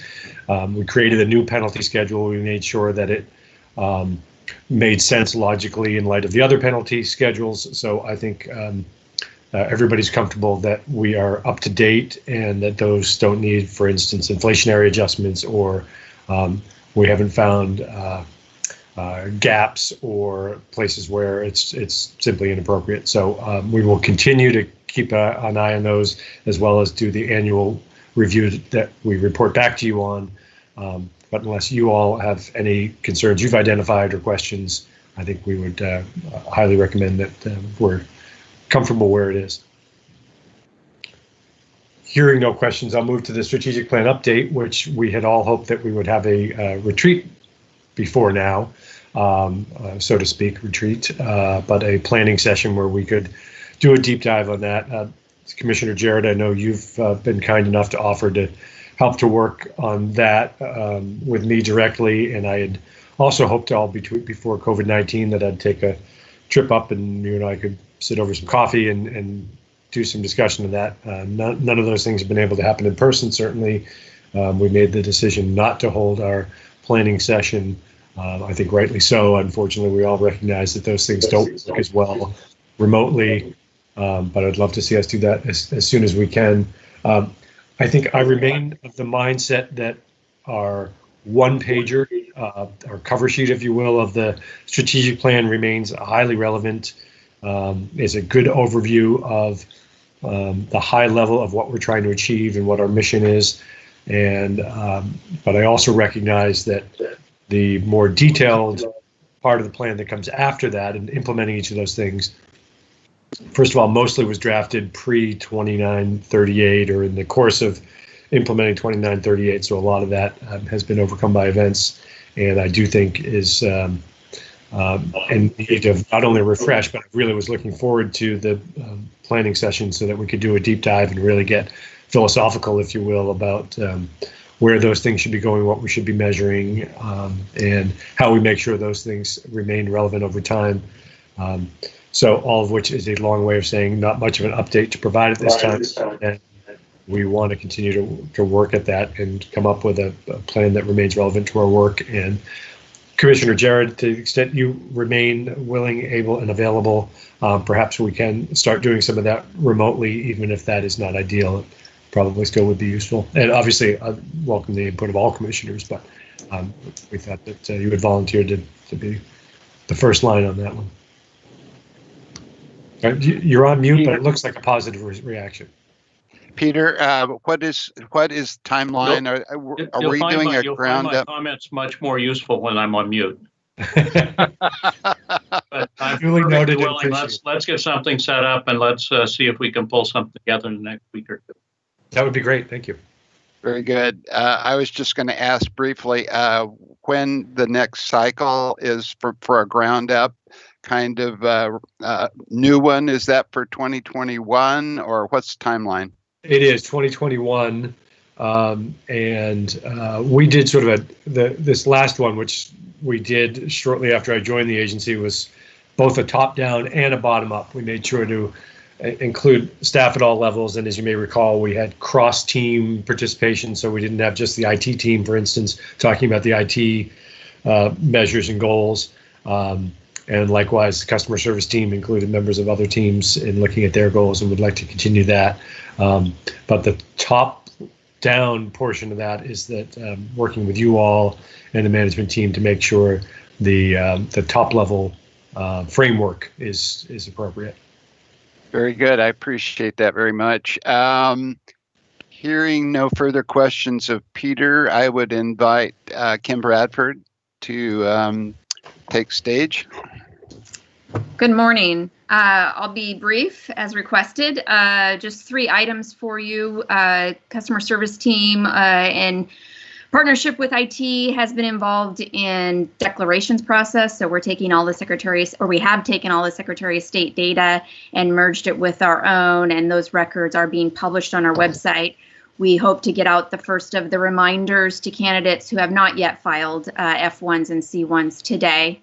They have 2 weeks from when they file office at the latest. So that process continues. F1s, we continue to, I just wanted to assure the commission that we are responding to requests for 2020 F1s, and we are able to supply those to people by email. We have had, I say, a handful of requests, and including one that requested all of 2020 F1s. The other item quickly is that, and you may have seen this yesterday, we sent out some surveys for the website usability study that we're doing. Those went out on email to our general list, to candidates and committees registered in 2020, posted on our website, and also put out on social media. Those responses are due June 7th and will help inform the work our team does, Anthrotech and the staff team, to look at where we can possibly improve our users' experience on the website. And that's all I have. Thank you very much. Appreciate that. David? And yes. I would just report that I did have a hour-long meeting with the team and tried to pass on the comments that I got from fellow commissioners, and was very impressed with the young woman that did the interview. So I think good moving. Great, thank you. That's good to hear.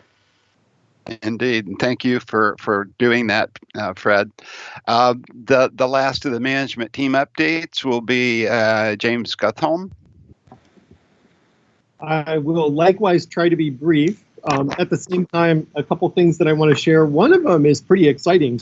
Kim mentioned that we're going through doing the declarations right now, and a first for the PDC, actually. We've long wanted to make sure that our Campaign Explorer and candidate information didn't just include those candidates that have to file with us, but the full range, so that when you come looking for a candidate that's running in a jurisdiction that's relevant to you, even if they don't have a registration filing requirement by jurisdiction, you're not left just wondering, but you actually see their name there and some information saying that they don't have a filing requirement, so that you're fully informed.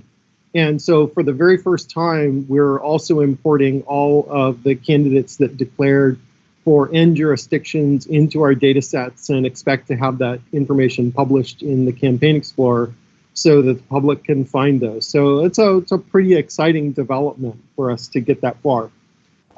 Just a couple other quick things. Campaign finance project is going on, and declarations actually is just one of the milestones in that project. Wanting to make sure that what we're putting together works the way it's intended right now.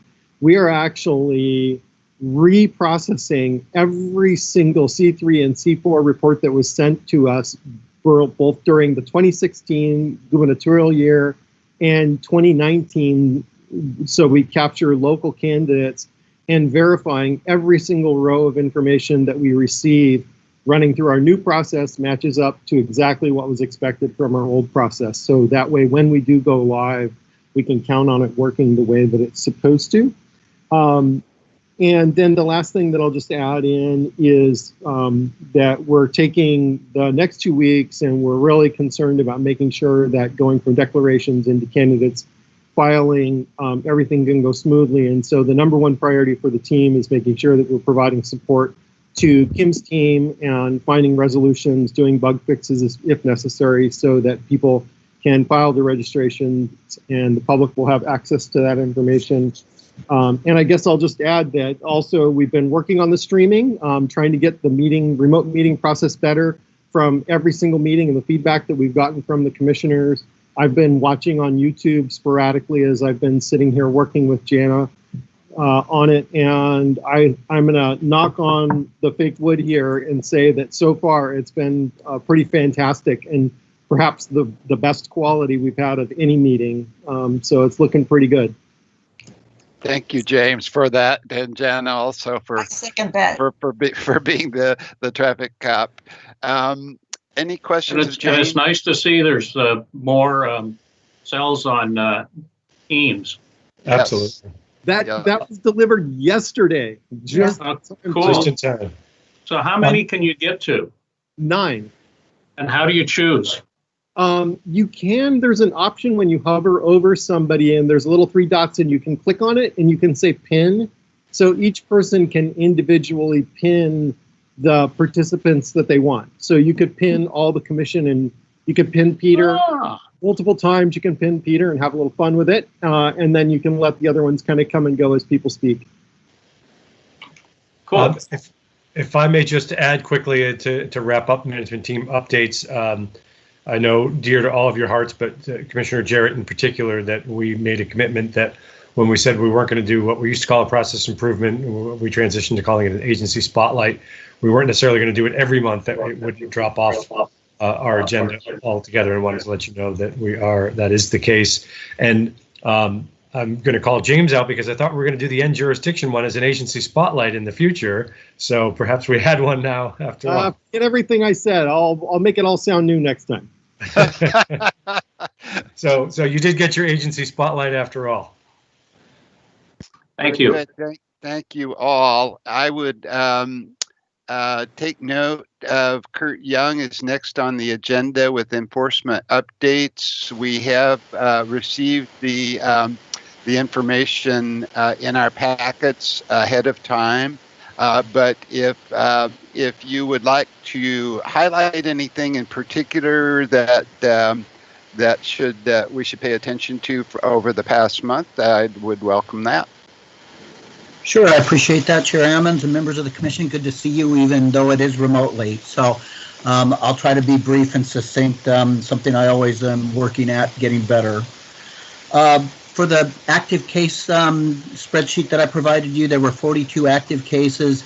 As of 5/20, we currently have 44, so we've received 2 more. 21 of those cases are under investigation and have had initial hearings conducted. 21 of the cases are under assessment. As far as the 44, 33 are post-2938 and 11 are pre-2938. We did close 14 cases during the period, and as you'll note on the spreadsheet, 9 of those were resolved through statements of understanding where we had acknowledged violations and penalties. So, they had been fairly heavy in the early times on, no evidence and reminder and warning letters. As we're getting to these remaining cases, they are a little more detailed and violations that, we did find. So if you have any questions about those statements of understanding, I'll be happy to answer those. Just one case we did resolve as a technical correction, and we haven't, focused too many on those.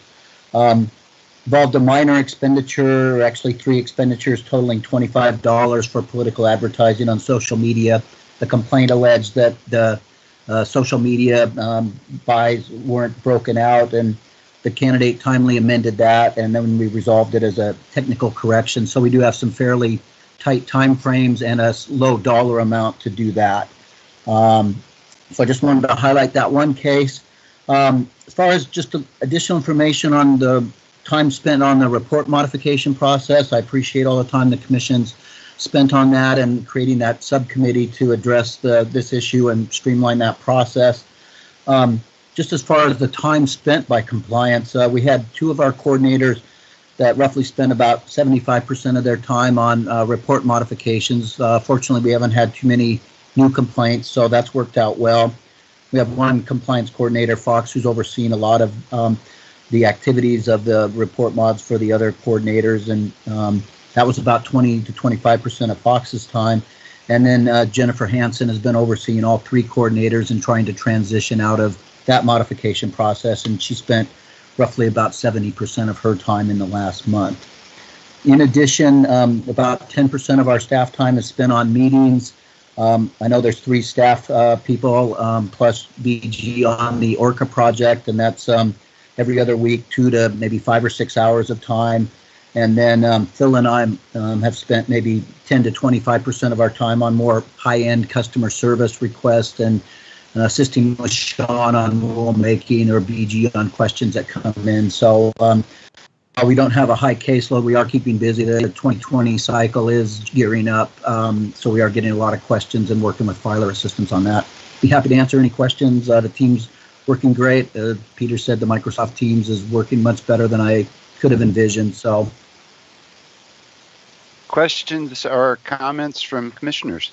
Yeah, Kurt, I see there's really no time. We need to move on, but I really appreciate your update. And maybe next month, if it still is in existence, I would love to hear a little procedural update of the City of Olympia case, which I know gathered a fair amount of attention last November.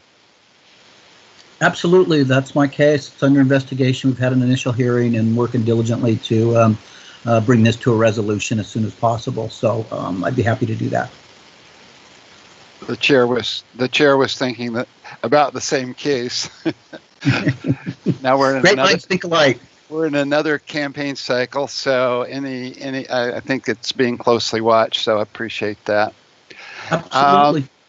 Hearing no further questions or comments, I will say thank you to Kurt and the entire team.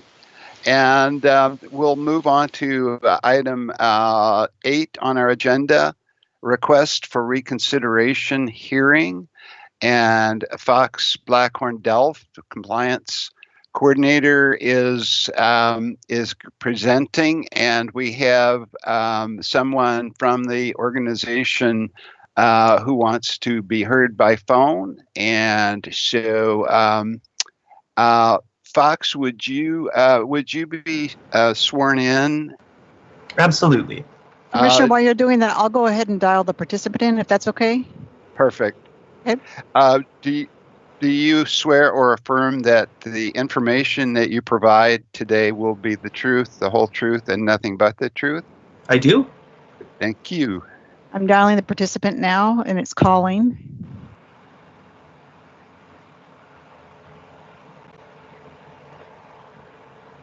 It's just calling. I'm not getting an answer at this time. Let me... And I just let them know that we were running a little bit behind. And you did speak directly to them? I did. Mm-hmm.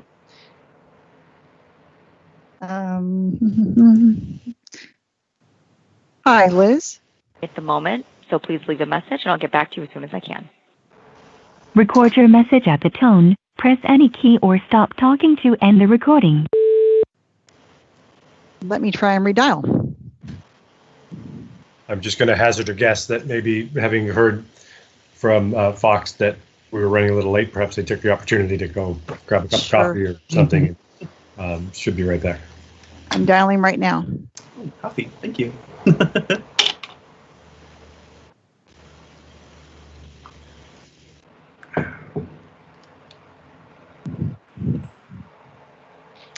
Hello, Liz. Nuka of Washington, this is Liz speaking. Hi, Liz. This is Jana Greer. I have you in the commission meeting, and Fox Blackhorn will begin. Thank you, Liz. This is Chair David Ammons. The full commission is also with us by magic of cyberspace, and we have read the materials, and Fox will provide an oral summary of your request for reconsideration. Okay. And oh, by the way, let me swear you in so that you can be heard from if you would choose to do that. Would you raise your right hand? And do you swear or affirm that the testimony and information that you give will be the truth, the whole truth, and nothing but the truth? Yes. Thank you very much. Fox, please proceed. Great. Thank you, Chair Ammons, members of the Commission. The National Utility Contractors Association, Washington chapter, is a lobbyist employer that filed lobbyist employers' annual expense reports, or L3 reports, disclosing lobbying activity in accordance with RCW 4217A 630 and calendar years 2009 to 2012. The L3 report is required to be filed no later than the end of February of each calendar year, disclosing lobbying activities which occurred in the prior calendar year. The respondent's L3 report disclosing lobbying activity in calendar year 2018 was due to be filed no later than February 28th, 2019.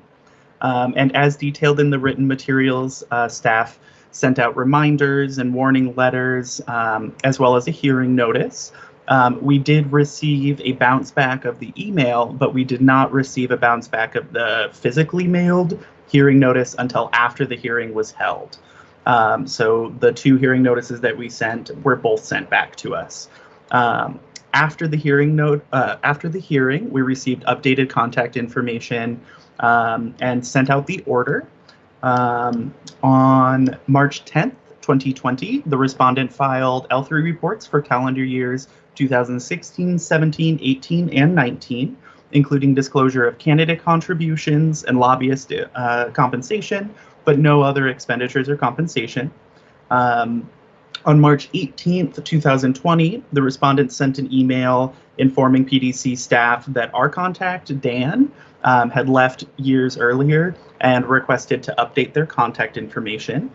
On April 21st, 2020, the respondent emailed PDC staff a written request for reconsideration of the $250 civil penalty on the basis that their data, their contact information, was incorrect in the electronic lobbyist application and was more than 7 years old, which they assert resulted in their lack of knowledge and subsequent non-compliance. The respondent asserted that once they were made aware of the non-compliance, they immediately took corrective action. They also indicated that they are a non-profit organization. On May 2nd, 2020, the respondent confirmed their willingness to attend a remote reconsideration hearing at today's commission meeting. And on May 14th, we served a hearing notice, which did not return for today's meeting. And so, yes, that is the staff presentation. I'm available for any questions. Are there questions? We have someone with the organization on the phone, and she has been sworn in. Would you like to add anything to what staff has said? Sure. So our previous contact, I believe, I'm not aware of who it was because it was so long ago. I believe his name was Dan, had been gone for approximately 68 years, and the email address that was being sent to him and mailed to a P.O. Box in Olympia, which the organization has never been in Olympia. So I'm not sure why it was being sent by U.S. mail to that address. Obviously, we were not receiving it because Dan had left probably in 2012. We did change our contact name and address with the PDC in 2017. We never received any notices after that, which is why we also did not receive notice that online was now the only reporting option, which is what changed. Apparently, we were filing via mail, and that's why they were not being received. Our lobbyist, Dave Ducharme, which is who we report on our L3, was reporting the correct contact data for us, which for some reason wasn't used or updated in the subsequent PDC system. When we did finally receive contact that we weren't compliant, we, as Fox mentioned, we immediately became fully compliant that you had not received any of our reports, and we, I think within 24 hours, got that remedied, paid everything we needed to, filed everything we needed to. So we were just asking for a reconsideration of that late fee. For that one time, it just sounds like it was a miscommunication between our office and your office, and it was not obviously done out of malice or trying to skirt the compliance. We fully plan on being compliant from this point forward. Thank you very much. Are there questions from the commissioners? Hearing none, as you recall, that we have a two-step process for handling matters such as this.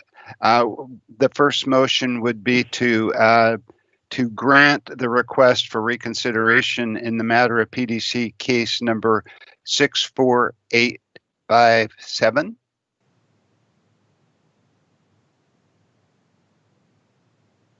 Commissioner Downing, I think you're on mute.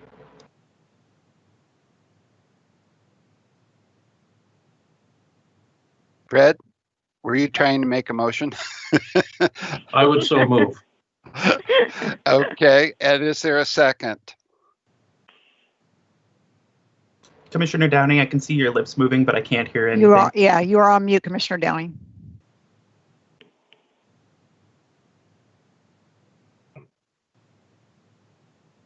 You can come in. Not hearing you, Bill. I'll second the motion. Great deal. Okay. On behalf of Bill Downing. Commissioner Jarrett moves that the commission grant the request for reconsideration, and Commissioner, excuse me, Commissioner Russ Lehman seconds that, and all in favor will say aye. Aye. Aye. Opposed, no. And that motion passes 5-0. And excuse me. And now it is up to you whether to uphold the initial order and fine, or whether to vacate the initial order in PDC case 64857. And is someone speaking? I would move to vacate the issue.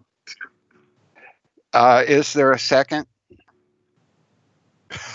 I can read lips, so Commissioner Bill seconds the motion. Is there further discussion? So the motion before us is to vacate the initial order in PDC case 64857, and that a final order be issued, finding no intentional violation, and that the fine is rescinded. Further comments? Hearing none. Chair, I just have a quick question. Yes. Is your intent to vacate the order in its entirety, both the violation and the penalty, or just the penalty? Both. Great, thank you. There you go. All in favor will say aye. Aye. Aye. And opposed, no. And so ordered. It is approved 5-0 unanimously. And thank you, Liz, for joining us. Thank you. Very good. And for doing this in such interesting times. Well, yes, isn't that the truth? Yeah, and do try to keep updated. We're trying to get out the word for how the organizations have a responsibility and duty to make sure their information that we possess is up to date, and I really appreciate that that has occurred, and that y'all are compliant. So thank you. Very good. Thank you, everyone. Thank you, Liz. I'm going to disconnect you now. Okay. I just like Commissioner to Evans, before we begin, Commissioner Downing, are you able to unmute at all? No, can you? We see the mute icon next to your name. Yeah, I can see the mute icon, but it's not allowing them to mute and unmute. Commissioner Downing, will you leave the meeting and then try and come back in again and see if that helps? Okay, bye-bye. While Commissioner Downing is doing that, Commissioner Emmons, we have 3 participants that want to join via phone, and this will give me time to dial them in, if that's okay. Yeah, please. Okay. And you're going to all hear me ask them to be on hold for just a moment, because I have to dial them individually. If anybody needs to stretch their legs, this would probably be an opportune time.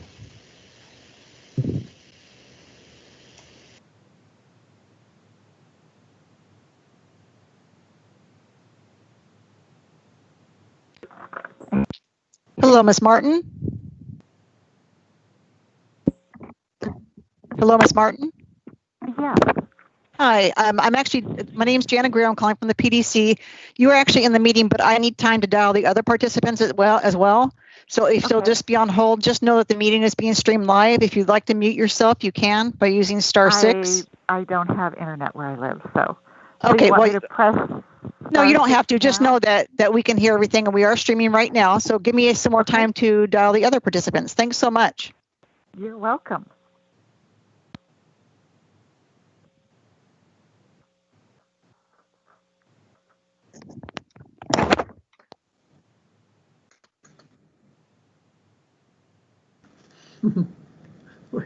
What did I miss? Nothing. I'm dialing the participants right now. Well, all I see is just a moment. all I see is Chair Emmons back as he's walking away from me. Yeah, they're allowing me to dial people in. All right. Mr. Brady? Yes, I'm here. Hi, this is Jana from PDC. I'm actually dialing other participants in. I do have you on. We are streaming live, but they are taking a break right now. You're welcome to mute yourself or stay unmuted, but I'm just letting everybody know we are live and streaming. Let me dial in the other participant. You're welcome. Hang on just a moment. Also, we have Jean Martin also participating as well, so hang on just a moment. Bill? Yes. Did you vote to vacate the initial order in that last hearing? I did, but I did Hi, it. Mr. Graves. I did it by nodding my head. Okay. Hi, Mr. Graves. We'll try to make a better. Hi, this is Jana. I'm calling from PDC. I'm just bringing you into the meeting. I apologize. We took a little break, and now I'm trying to bring the participants in. You're going to hear some conversation. We are live right now streaming. You're welcome to mute yourself, but if we can just all wait till the chair begins again, and we will get started. Great, thank you. Are we all present? Yes, Commissioner, you have Jean Martin, Dan Brady, and Paul Graves as participants, and Alice has joined us as well. Very good. I would ask all of those who are going to be presenting to be sworn in. Would you raise your right hand from wherever you are and do you swear or affirm that the information and testimony that you will give in this matter will be the truth, the whole truth, and nothing but the truth? I do. Yes, I do. Thank you very much. I would note, just for our ongoing record, that complainants are not provided an opportunity to be heard as a matter of course from the APA, but that the chair has a willingness to hear from the complainant in this matter. Excuse me. And so we will, at this point, move into our consideration of enforcement action against a committee called Our Olympic Communities Enterprise Washington, PAC, case 47998. Today is May 28th, 2020. The time is 11:51. And we are conducting this hearing as part of our commission meeting by teleconference in accordance with the Governor's Emergency Order 20-28. And the proceeding is being live streamed and recorded and is being conducted under the authority of RCW 3405, the Washington Administrative Procedure Act, and relevant RCW statutes and WAC rules. I'm David Ammons, Chair of the Commission. I will be the presiding commissioner for today's hearing. I'm joined by Vice Chair Russ Lehman and Commissioners Bill Downing, Fred Jarrett, and Nancy Isserlis. I'm also joined by Chad Standifer, Assistant Attorney General, who represents the public disclosure staff in this matter. And I believe that Dan Brady is appearing for the respondent, and we will hear from them in due course. Our executive director and others are present, and Alice Feynman is also present and knows well this case. Mr. Standifer, I understand that the parties have reached stipulations as to the facts, violations, and a proposed penalty. Is this correct? It is, Mr. Chair. Would Mr. Standifer, would you please present the stipulation? I will. Thank you, Mr. Chair. Members of the Commission, again, for the record, Chad Standifer, Assistant Attorney General, representing the Commission staff in this case. Staff and the respondent, which is Our Olympic Communities Enterprise Washington PAC, have entered into a stipulation as to facts, violations, and penalty that has been provided to you in advance of today's hearing. You've also been provided staff's report of investigation and the accompanying exhibits that go with that report. To briefly summarize the basic facts and the violation at issue in this case, Our Olympic Communities Enterprise Washington PAC is a continuing political committee registered with the PDC and has been filing reports since 2016. During the relevant time period, the committee was also sponsored by and affiliated with Enterprise Washington Jobs PAC, which itself is a registered continuing political committee. In this case, the committee has stipulated to having violated RCW 4217A 305 by failing to timely file independent expenditure reports, which are also known as C6 reports. More specifically, the committee failed to timely file 7 C6 reports. Those reports related to direct mail expenditures, which totaled $75,669. The committee's mailings were presented to the public prior to the 2018 general election and were either in support of Senator Tim Sheldon or in opposition to Senator Sheldon's opponent, which was candidate Irene Bowling. The 7 untimely C6 reports were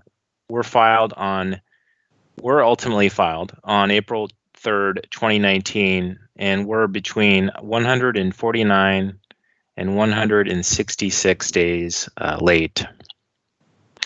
Those are the basic facts of the case and the violation, as I mentioned, of RCW 4217A305. Turning to the penalty, which is being proposed to you today. The committee has agreed to pay a total civil penalty of $14,000, with half of that, $7,000, suspended based on the committee not being found to have committed further violations of the statute or rules within the next 4 years. As is customary in recommending the penalty in this matter, staff has reviewed the aggravating and mitigating factors which are set forth in WAC 390-37-182. To go over those, and I'll turn first to the aggravating factors. First, the committee's filings, PDC filings, were managed by Enterprise WA Jobs PAC, which I mentioned earlier. That PAC is an experienced political committee that has been filing reports going back to 2008. Second aggravating factor is that the committee failed to implement the necessary internal controls during the 2018 election cycle that would have allowed it to comply with the statutes and rules at issue here. Third, the election at issue that I mentioned between Senator Sheldon and Irene Bowling was a close one and was decided by 2,404 votes. Senator Sheldon received 52% of the vote, and his opponent received about 48% of the vote. So it is possible that these expenditures may have impacted the election. And finally, a related point is that the public was deprived of significant expenditure information in advance of the election. That being said, there are a few mitigating factors here. First, the committee has hired a new treasurer in 2019 who will be responsible for, who is and will continue to be responsible for the PDC's reporting requirements. They've also hired, or I should say Enterprise Washington, their sponsor, has hired a new president who is himself familiar with the campaign finance regulations. The committee has also represented that it has developed a rigorous internal compliance process that does relate to political advertising, independent expenditures, and electioneering communications.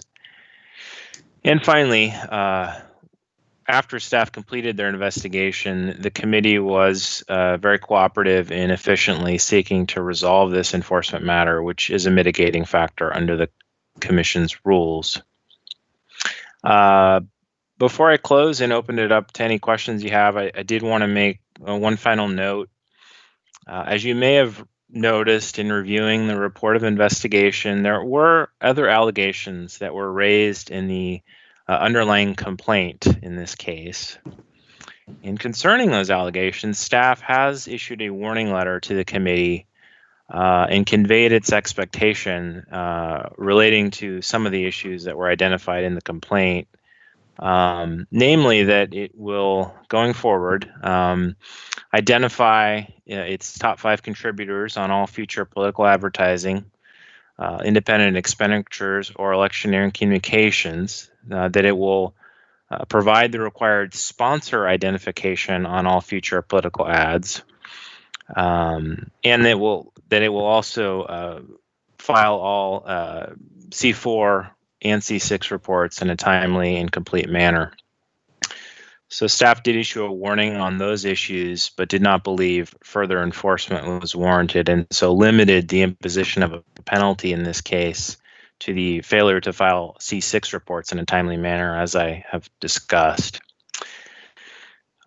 With that, certainly myself and Ms. Feynman are available to answer any questions that you might have.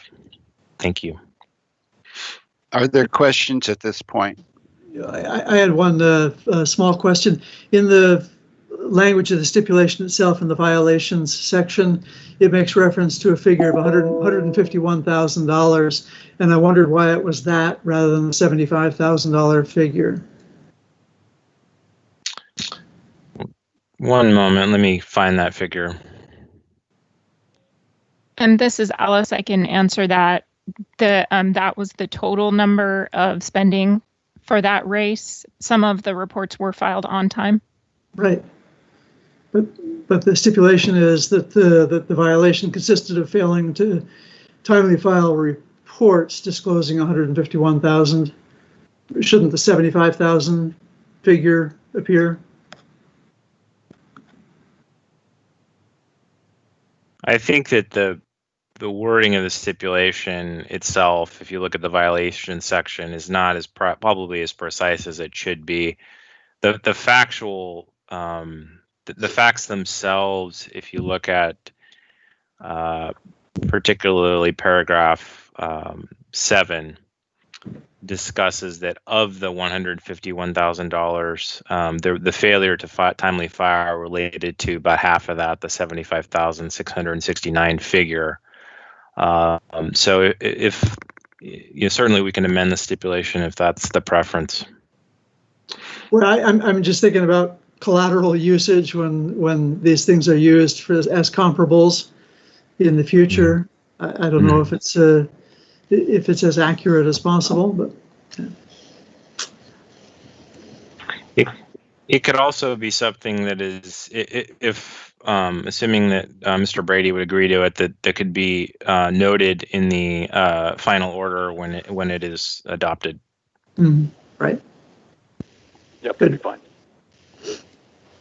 Other questions? We have on the line Dan Brady, counsel to the committee, and Paul Graves, president of the committee. If either or both would like to be heard. Sure. Thank you, Chair Allens. This is Dan Brady speaking now. Obviously, we support the stipulation and appreciate the work the staff put in resolving this case from 2018, and we're happy to be party to this, partly because it has been a long time, and we're looking for some closure on this issue. The simple problem here is that we had, while the organization or two organizations have been around for a while, different people in charge and not a formal system able to track expenditures properly. And so between a new individual who is engaging in the communications and a new person reporting it, and not enough communication between them, and vendors not providing information quickly, they sort of lost track, and that's unfortunate. And that's why we've agreed to the stipulation today with the sanctions today, which tend to be on the higher end on average compared to some other cases, but not, again, unreasonable given the relative delay in their filings. Ironically, if a complaint had been filed earlier or sooner after the election, the delay wouldn't have been as bad. But again, the committee was not aware just what was missing until this came up.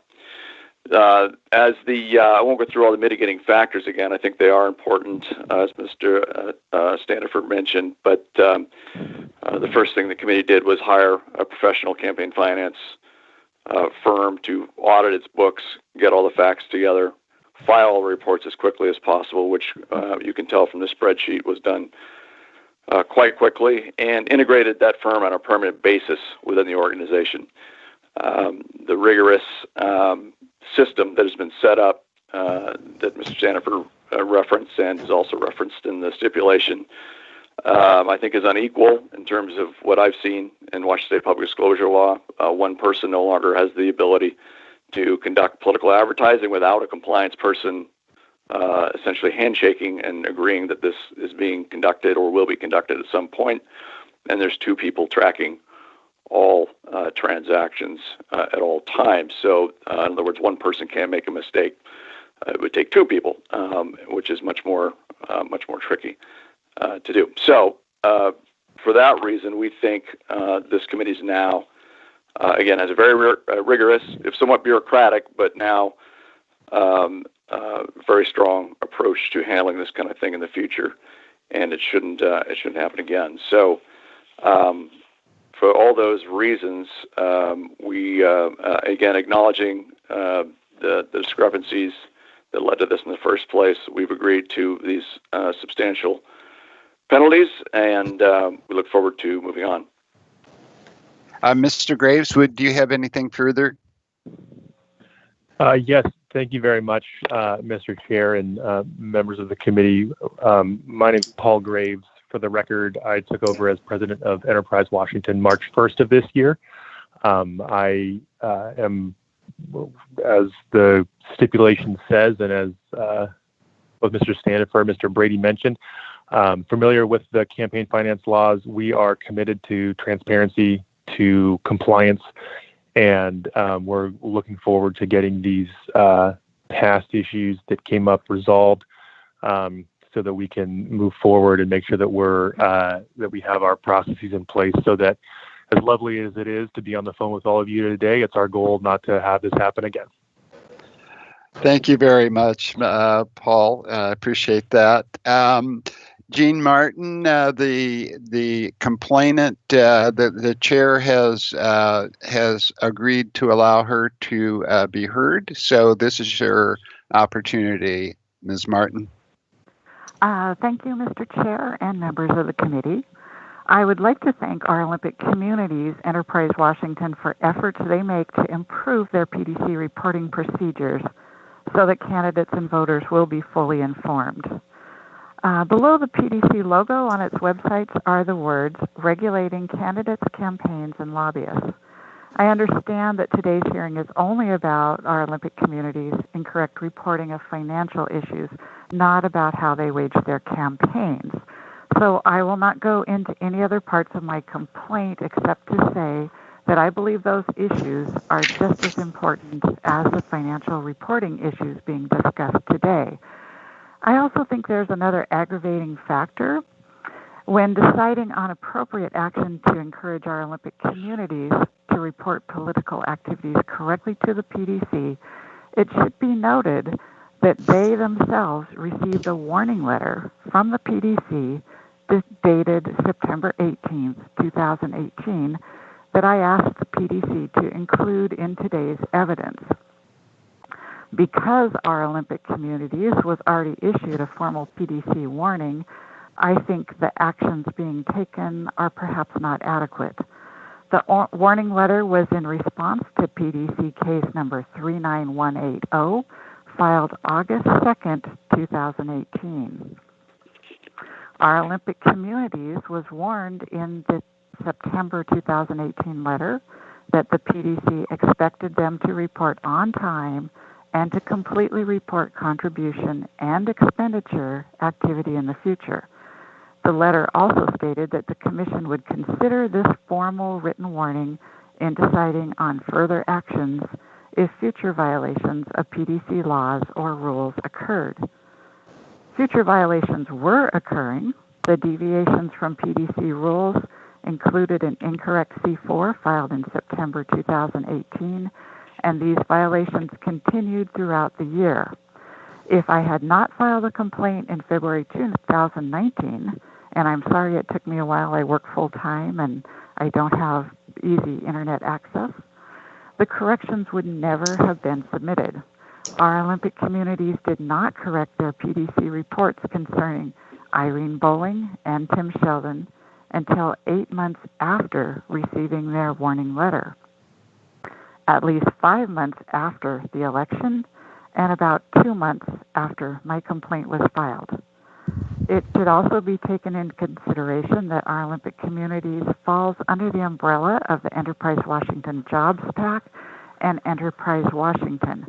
Branches of these PACs had similar or identical complaints lodged against them in the 2018 election cycle, resulting in monetary penalties.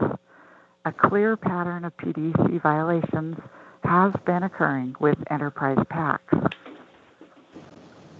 In the 2018 election, our Olympic Communities PAC harmed candidate Irene Bowling, her supporters, and volunteers, and harmed the public by not reporting their political activities on time or correctly. The public would be best served if, in addition to a monetary penalty, our Olympic communities would be barred by the PDC from distributing any and all kinds of political advertising in the 6 weeks prior to the upcoming 2020 November election. Polls show that the majority of Republicans and Democrats want elections that are not about who has the most money and can afford to bend the rules and pay the penalties, but should be about presenting facts and a candidate's values and ideas in such a way that the public is fully and accurately informed. Thank you very much for your comments, Ms. Martin. At this point, we don't have an easy way of conferring confidentially, but I will just ask if there is a motion, if you're prepared to, if anyone is prepared to make a motion regarding acceptance or rejection or modification of the stipulation. If we were, this is Russ Lehman, if we were, if this was not a virtual meeting, but a in-person meeting, we would excuse ourselves and talk to our counsel for the opportunity to talk to our counsel. I'm wondering if a separate line has been set up so we can actually confer briefly with counsel to the commission. Commissioner Ammons and Lehman, I can do that if you need be. Looks like Bill wants to. Well, I just wanted to before that, interject a separate query. My feeling was that Mr. Standifer and Mr. LaValle might wish to respond to the question of how the penalty provision was agreed upon in this case, in terms of proportionality with other offenses, and in terms of the potential additional aggravating circumstance that was just suggested in the comments by Ms. Martin. And then as a somewhat separate question, I'm curious if there's any precedent for issuing a penalty provision that would bar future expenditures within 6 weeks prior to an election.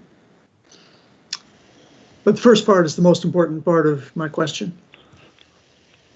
I agree that that's probably the more important part. I will just quickly touch on the second part, which is I'm not aware of any such precedent. And of course, the sometimes transigent nature of some political committees and the ease with which a political committee can dissolve and a new committee can be created complicates that issue further. But I'll defer to Chad and Alice if they'd like to speak to the penalty provision in particular. I'll go first, and then maybe Alice would want to jump in. But I heard a question there from Commissioner Downing about the fact that the committee had been warned previously, and that is true. The committee was warned previously in September of 2018. However, that warning dealt with a separate issue. It did not deal with their untimely filing of C6 reports. It related to an inaccuracy in breaking down expenditure details in their, particularly in their, I believe, C4 reports. And so Staff do not believe that entering into this stipulation is in any way inconsistent with that prior warning that was issued on a separate type of violation. So hopefully that addresses your question, Commissioner Downing. But I don't know if Alice has anything she would like to add as well.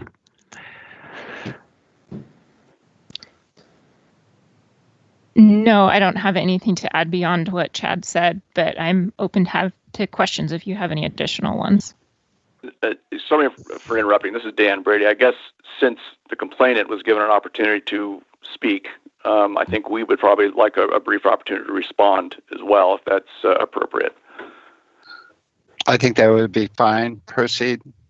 Thank you, Chair Emmons. As I mentioned in my remarks, the sanction, roughly $2,000 per late report, is, I think, on the high side.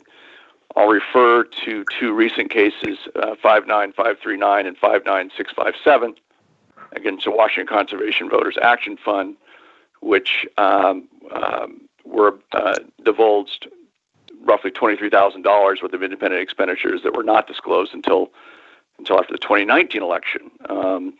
Some of these were a few weeks late, some were many weeks late.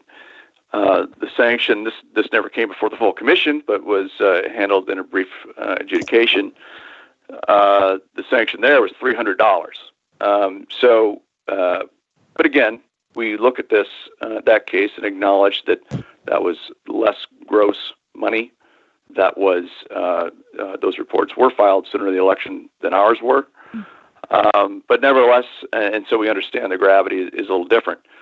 But again, I think the penalties we've agreed to here, again, while high, are appropriate for what has been alleged and found here today and that we've agreed to. So I don't know if there's other cases that the staff has that they'd like to refer to. But anyway, I just want to make sure that's clear. And again, the one other point that Ms. Martin brought up, Enterprise Washington has not been sanctioned prior to the 2018 election by the PDC, nor any of its affiliate committees. So essentially, any of the other problems that she refers to in 2018 all divulged from the same set of circumstances, not new circumstances. So I want to make sure that's clear. Thank you, Mr. Martin. Pardon? I'm sorry.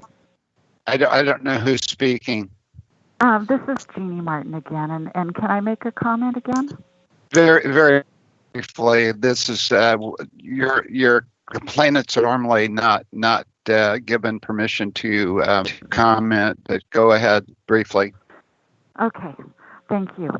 The PDC found that our Olympic communities, on the case I mentioned that they got the warning letter for, was in violation of PDC reporting deadlines and disclosing financial contributions, and that they failed to provide breakdowns of political advertising accurately and completely. That was another issue that was at play. It wasn't picked up, I guess, by the PDC in their final decisions, but that was an important part of this case. Thank you very much. I appreciate that. Is there any further comment? And I'm back to my question. Do we need consultation time or somebody prepared to make a motion?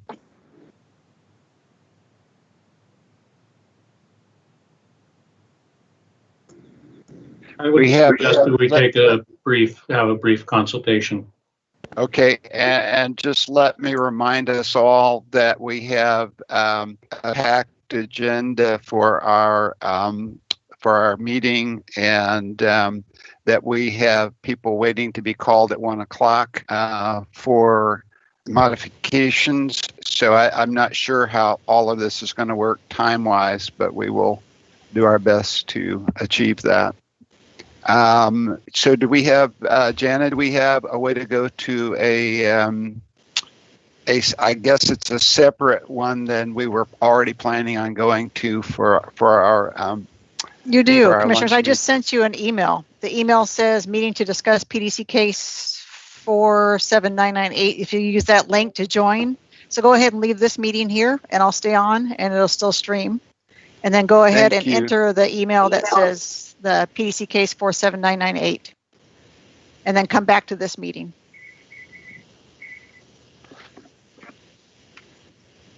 Peter, if you're on this one, if you could pop into the exec session real quick, there's a person waiting in there.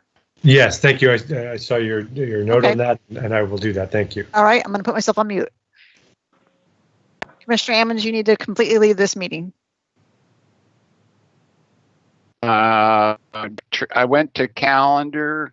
So go Now I'm ahead. looking Yeah, for- go ahead and hang up on this meeting and then go to your calendar and look for, or actually go to your email. It'll be in your email that I just sent. So if you hang up on this meeting and then open your new Outlook email, it'll be that one.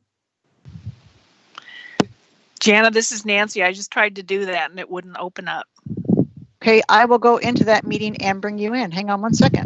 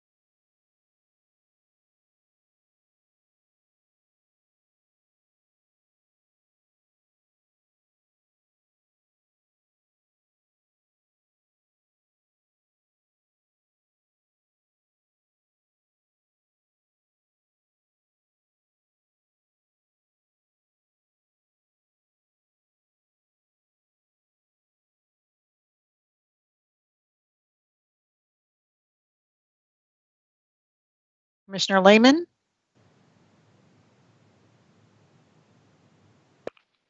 Waiting for the rest. I'm going to ask the participants. They're welcome to unmute at this time if they want to. I got Commissioner Isles and Commissioner Downing and Jarrett are on the line. Do I have John Meter back on yet? I think he has to dial in. Hang on 1 second.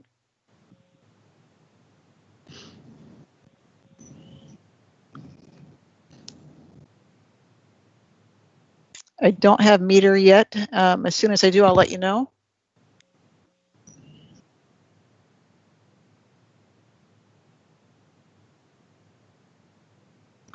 While I'm waiting for John Meter, are the participants also here, the 3 that we dialed in? Yeah, I'm ready, sir. I'm here. Great, thanks. Hang on just a moment.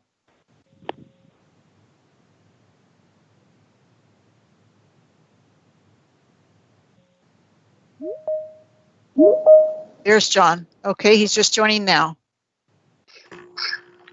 Thank you. This is Chair Ammons again. After having had our consultation with legal counsel and discussing I believe the commission is ready to entertain a motion. The motion to accept a stipulation is to move that the commission find that the respondent is now in compliance with RCW 4217A and WAC 390 and accept the stipulation of facts, violation, and penalty as proposed. And I believe Commissioner Lehman would like to be recognized to make that motion. Thank you, Mr. Chair. So moved as just enunciated by the chairman. And seconded by Commissioner Jarrett. Further discussion. I would just say that the commission does not have the authority to do the pre-election ban, and so that is not part of this current discussion.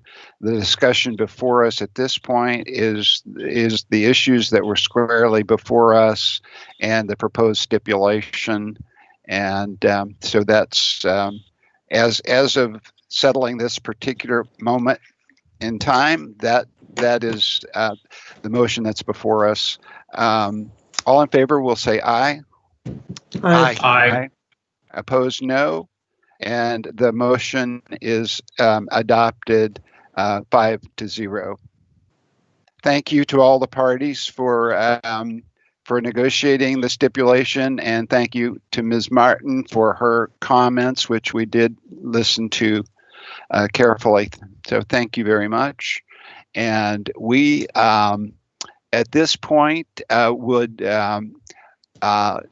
we will be taking a break right now for our executive session. We have a busy agenda. I would ask Jana to beware that we might be late coming back into session at 1. I doubt that we will be here at 1. So I don't know if she wants to contact those by phone and tell them that we're running late. Will do. I will for sure.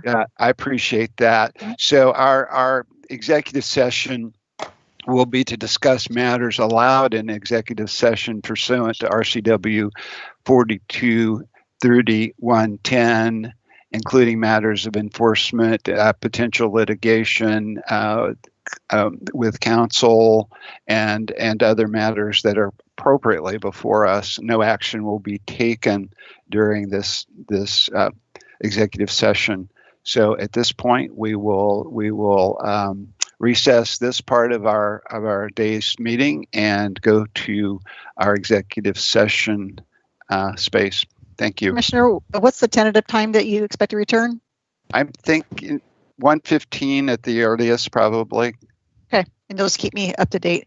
Okay, commissioners, if you'll go ahead and leave this link and enter the executive session link, and anybody else that stays on this stream here, please mute yourself. The meeting will still stream.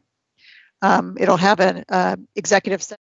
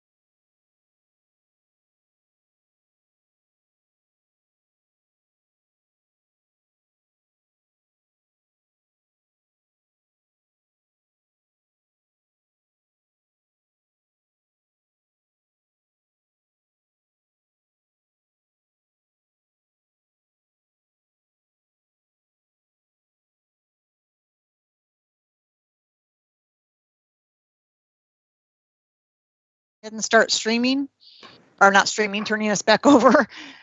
And Commissioner Ammons, go ahead.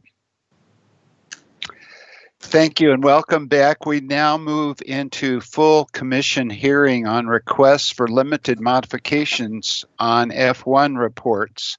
We have both 4 new requests and 3 renewal, 4 new requests and 3 renewal requests. For the record, this is May 28th. The time is 1:35 p.m. We are meeting as telephonically by video conference pursuant to the Governor's Emergency Order 2028. I'm joined by, I'm David Ammons, the Commission Chair, and I'm joined by Vice Chair Russ Lehman and Commissioners Bill Downing, Fred Jarrett, and Nancy Isserlis. We're also joined by staff and council and compliance coordinators.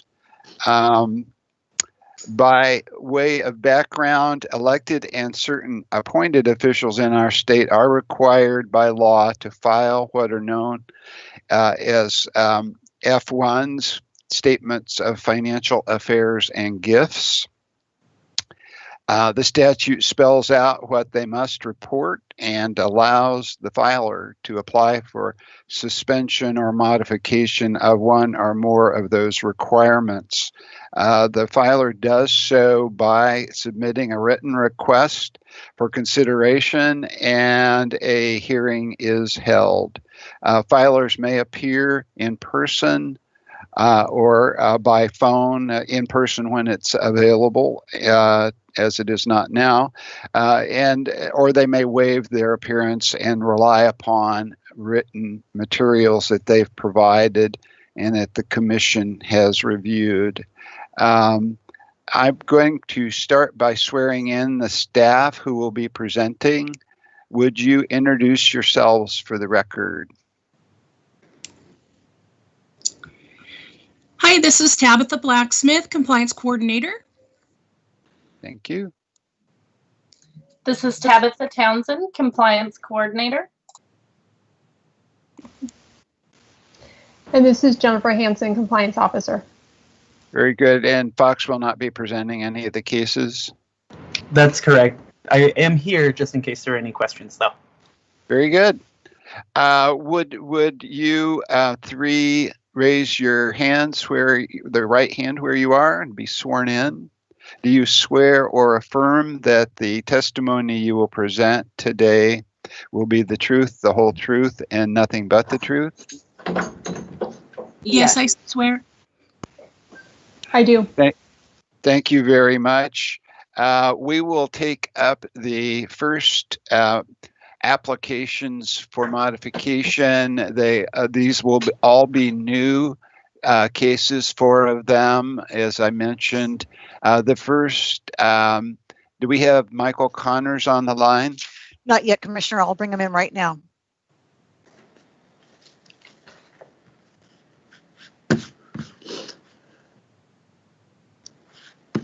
Hey, David, just during this quick break, I just wanted to say, I think Nancy and I talked, and I think the item on the last Excuse me, Commissioner, I'm sorry. Mr. Connors, do I have you on the phone? You do. Okay, I'm sorry, I apologize. No, that's okay. I can't see until they come in. Mr. Connors, I have you in the meeting. Just give me just a moment, please. Thank you. Go ahead, Commissioner. Commissioner Lehman, did you want to continue your question? Yeah, just to let you know, the item on the agenda for 3 o'clock is actually something that Nancy and I will do in October. I think it might have been put on there by miscommunication or by mistake. We're not making a presentation today on the modifications. We're not okay. I read an email from you to me to request time to just bring up some observations, having gone through 2 cycles now. Oh, yes. And so I'm sure we will be looking forward to further discussion of that in the future. We're learning as we go, I think, quite well, and we'll look forward to your presentation in October. Okay, back to Mr. Connors. This is Chairman David Ammons, and I'm joined by all 4 other commissioners, and we are in a place where we're talking about modification requests, including yours. You are a school director for Kennewick School District, and we have read your materials. And so we are going to, I'm going to swear you in if you would like to be heard, and I assume you do. Would you raise your right hand and be sworn in? Do you swear or affirm that the testimony you're about to give will be the truth, the whole truth, and nothing but the truth? I do. Thank you very much. We will first hear an oral presentation by the compliance staff that has handled your case. And that's Tabitha Townsend. No, Tabitha Blacksmith. Tabitha Townsend. Townsend. Mm-hmm. I wrote it down wrong. Okay, go ahead. That's okay. So this modification request is for Michael Connors. We are looking at an annual report and a candidate report in this case. This is a new request. He is a school director for Kennewick School District 17. The term is January of 2020 through December of 2023. This is an income and ownership interest request. He is requesting partial modification to exclude business customers that have paid $12,000 or more to Scone and Connors Produce Inc., S&C Family Farms Inc., S&C Ventures LLC, S&C Ranching Inc., Greenleaf Produce LLC, SCOCON Corp., and 3G Farming LLC during 2019, and also the retroactive partial modification to cover the candidate report covering June 2018 to June 2019. Mr. Connors states that total sales across all of these businesses is roughly $50 million for 2019. Mr. Connor also states that his business interests are a medium-sized farming operation and they have a complex structure, causing the record sorting to include all customers of $12,000 or more to be an overwhelming task. Mr. Connor states that there are approximately 5 to 30 customers per entity per year, with none being governmental customers. Mr. Connor states that he is not involved in the day-to-day operations of these businesses. He also states that he does have a 10% or more ownership interest in these entities. Mr. Connor states that the business customers of these entities have non-disclosure agreements that keep him from being able to legally disclose their relationship. Mr. Connor states that all the businesses are in Grant and Adams County, while his school director position is in Benton County. He has agreed to recuse himself if any matters come before him involving a conflict of interest between any of the business entities and the school director position he holds. As one clarification note, Mr. Connor states that basingold.com lists his business entities that are members of this co-op, but do not list the entity's business customers individually or specifically. Are there questions of Tabitha? Hearing none. Mr. Connors, would you like to add anything to the report that has been made on your behalf? No, sir. Tabitha did a very thorough job for the presentation. I'm happy to answer any questions you may have and offer any for clarification that any of the commissioners may request of me. Thank you very much. Then the chair will be open to a motion. I would move that the commission grant the partial reporting modification as requested on the basis that literal application of the law would cause a manifestly unreasonable hardship on the applicant, Mr. Connors, and that the limited modification would not and does not frustrate the purposes of the act. Is there a second? Second. Very good. we're having to remember to unmute all the time. Commissioner Downing has made the motion to grant the partial reporting modification, and Commissioner Isserlis has made a motion, seconded that motion. Is there further discussion? Hearing none, the chair will call for the vote. All in favor will say aye. Aye.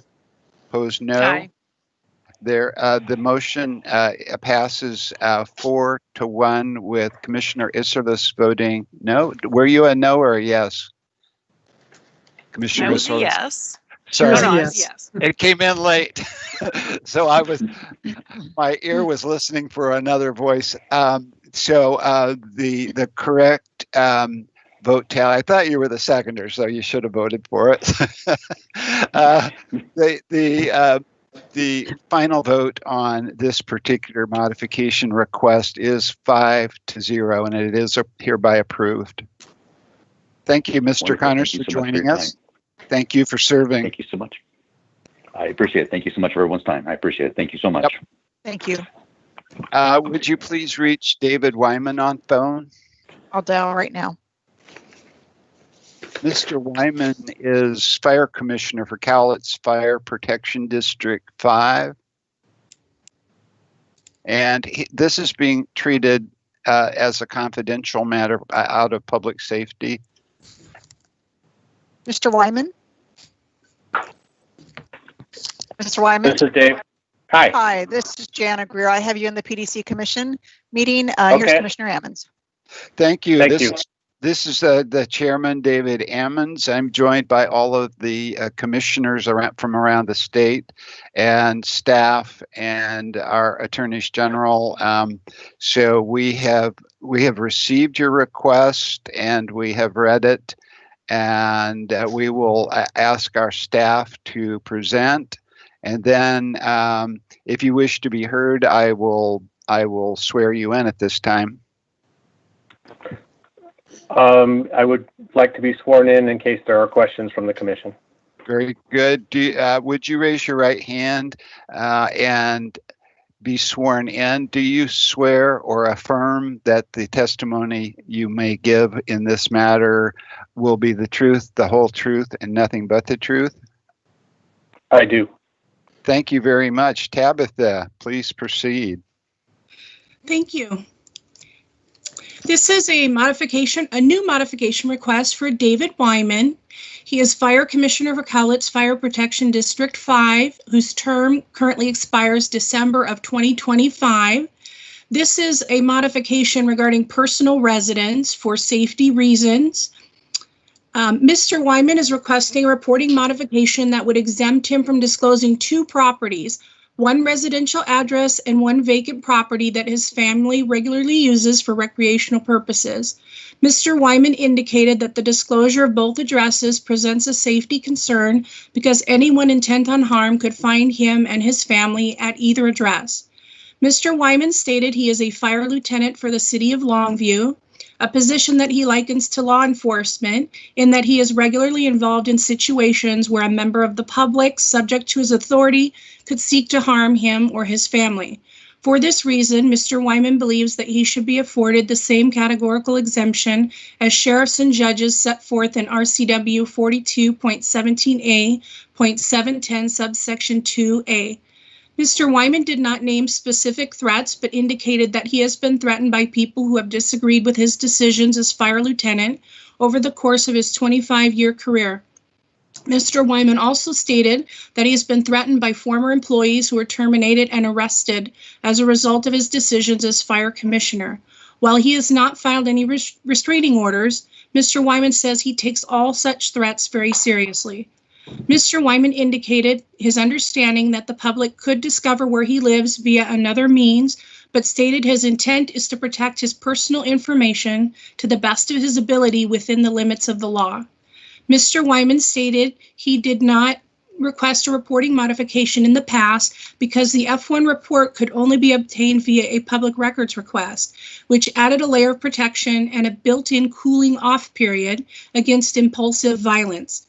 However, now that the F1 is readily available online, Mr. Wyman is concerned that someone with ill intent can quickly and easily find his addresses, act impulsively, and he would be unaware of this fact because there's no mechanism for notifying filers when their information has been accessed online. Mr. Wyman indicated that he is in favor of transparency and protection from conflicts of interest, but does not understand why the public should know where he lives and believes reporting this information is a violation of his privacy. Mr. Wyman stated that his properties have no commercial use. He does not believe that his private residence or in recreational property could cause any conflict related to his elected position. As fire commissioner, Mr. Wyman stated he is prohibited from engaging in any contract, sale, lease, purchase, or grant that would be a conflict of interest as defined in RCW 42.23, the Code of Ethics for Municipal Officers, and District Policy Number 1-19-A, a copy of which was provided with the hearing materials given to the commissioners for this request. Mr. Wyman disclosed creditor information, payment terms, security given, and mortgage amounts for his residence, and he has agreed to recuse himself if a matter comes before him involving a conflict of interest between his personal interests and his public duties. He added that his real estate holdings have no commercial purpose, so he cannot foresee a situation where a conflict of interest related to his elected position could arise. I'm available for questions. Are there questions of Tabitha or Mr. Wyman?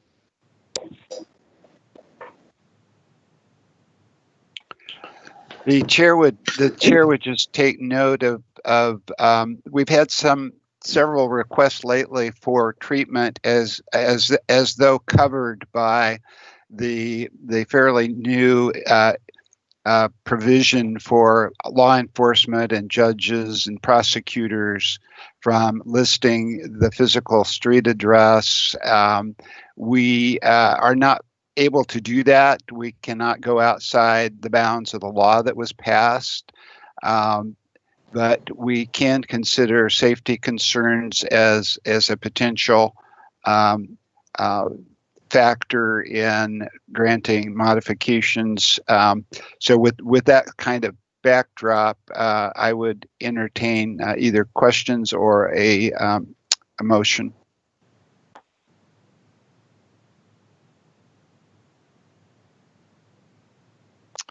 I'm sorry, Nancy, were you about to? Go ahead. Go ahead. I move that we deny the request for modification. Second.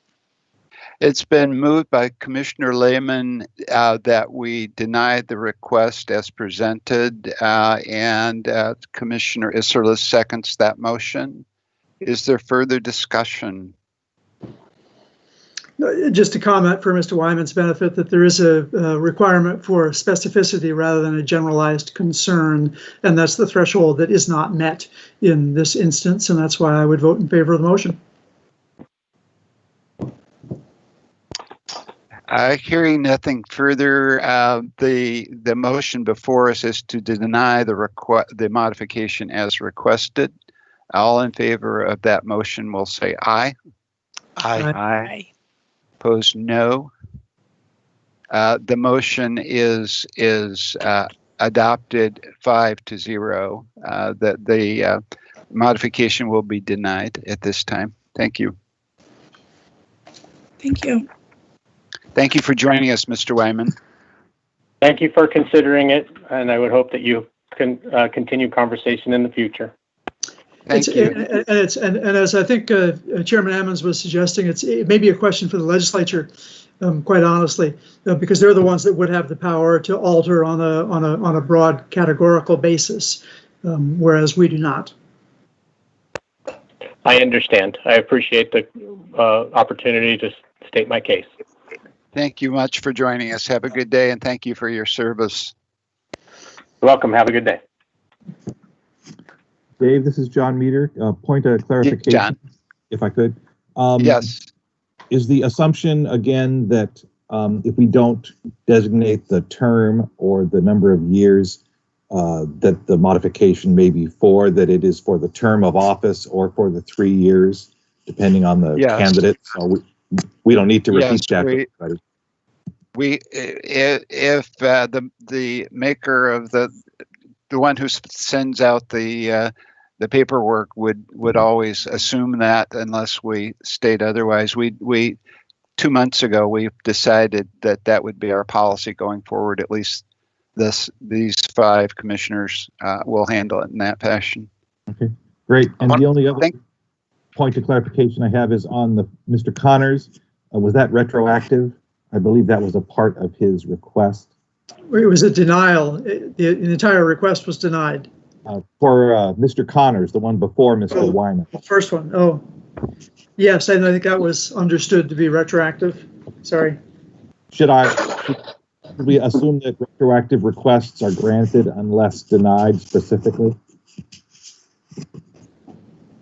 I think that's a reasonable assumption. Okay. That way you don't have to keep repeating it every time. We'll just make that Right. No, I appreciate the question. We're trying to lay down some policies that will serve us in the future. Next, we have Timothy Fitzgerald. If you could call Timothy. Sure, I'll dial him now. He is County Clerk, Spokane County. And this also is flagged as confidential. Mr. Fitzgerald? Yes, speaking. Hi, this is Jan. I have you in the PDC meeting, and here's the chair, Commissioner Ammons. Thank you. Good afternoon. Thank you for joining us, Mr. Fitzgerald. The commission is meeting by cyberspace today, and all 5 of the commissioners are taking part, and we have staff with us and attorneys general and people who are familiar with your case. We have read your request that was submitted, and I'm going to ask the one who handled your request, Tabitha, to do an oral presentation to us on the high points. And if you would like to be heard, I would be happy to swear you in. Yes, Mr. Chair, I have a quick short statement to make. Very good. Let's, would you raise your right hand wherever you are and be sworn in as we're required to do? Do you swear or affirm that the testimony you will give in this matter will be the truth, the whole truth, and nothing but the truth? I do. Thank you, Mr. Fitzgerald. Tabitha, please proceed. Thank you. This is a request for Timothy Fitzgerald. This is a new modification request. Timothy is the county clerk for Spokane County, and his term expires December of 2022.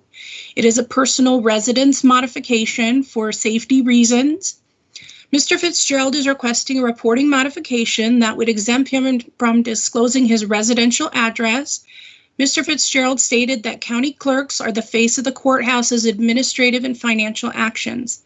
He indicated that the vast number of customers assisted by the clerk's office are responding to court orders, making court-ordered payments, paying to file documents, or obtaining court documents. Mr. Fitzgerald stated that unhappy customers routinely vent their frustration on clerk staff because they are the ones handling the paperwork and interacting with customers, and these situations often escalate. He indicated that angry customers have directly threatened the clerk on multiple occasions, and courthouse security and law enforcement are often called to respond to threatening situations in the clerk's office area. Mr. Fitzgerald indicated that the clerk's name is stamped on all legal documents and is known to these customers. Mr. Fitzgerald stated he has personally been threatened multiple times, both physically and verbally, when responding to an altercation at the customer service counter and can provide witnesses. For the reasons stated above, Mr. Fitzgerald believes that clerks should be afforded the same categorical exemption as sheriffs and judges as set forth in 42 RCW 4217A 710 subsection 2A. Mr. Fitzgerald has agreed to recuse himself if a matter comes before him involving a conflict of interest between his personal interests and his public duties. He does not believe his real estate holdings present an actual or potential conflict of interest because any actions taken by the clerk are governed by statute or court order. Mr. Fitzgerald clarified he is only asking to be exempted from disclosing his physical address. He stated he has disclosed his real estate holdings and their cost, which he believes to be the true intent of disclosure. I'm available for questions.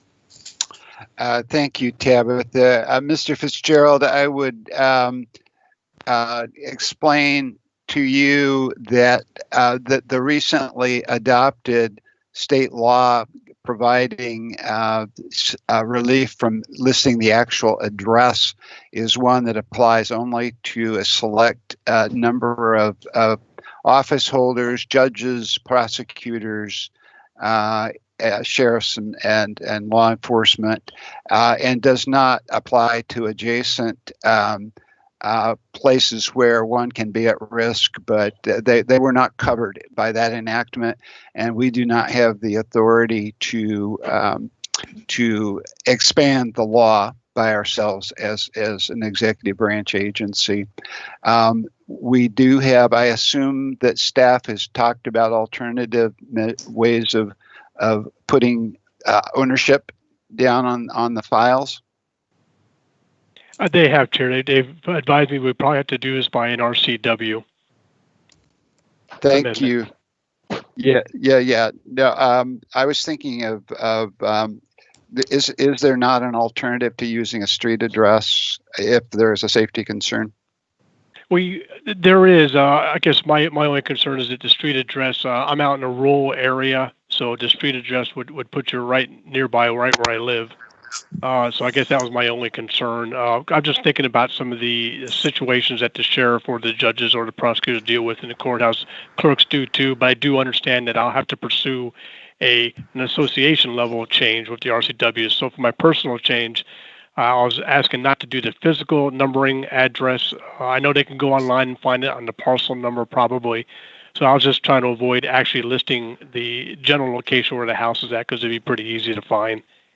Yes, and you have identified a situation that we've heard quite a bit of from people who are, I call them adjacent to the class that was included in the legislation. There are people that meet with the public and sometimes have uncomfortable or even dangerous encounters with the public, and so that definitely seems like a piece for the legislature to deal with.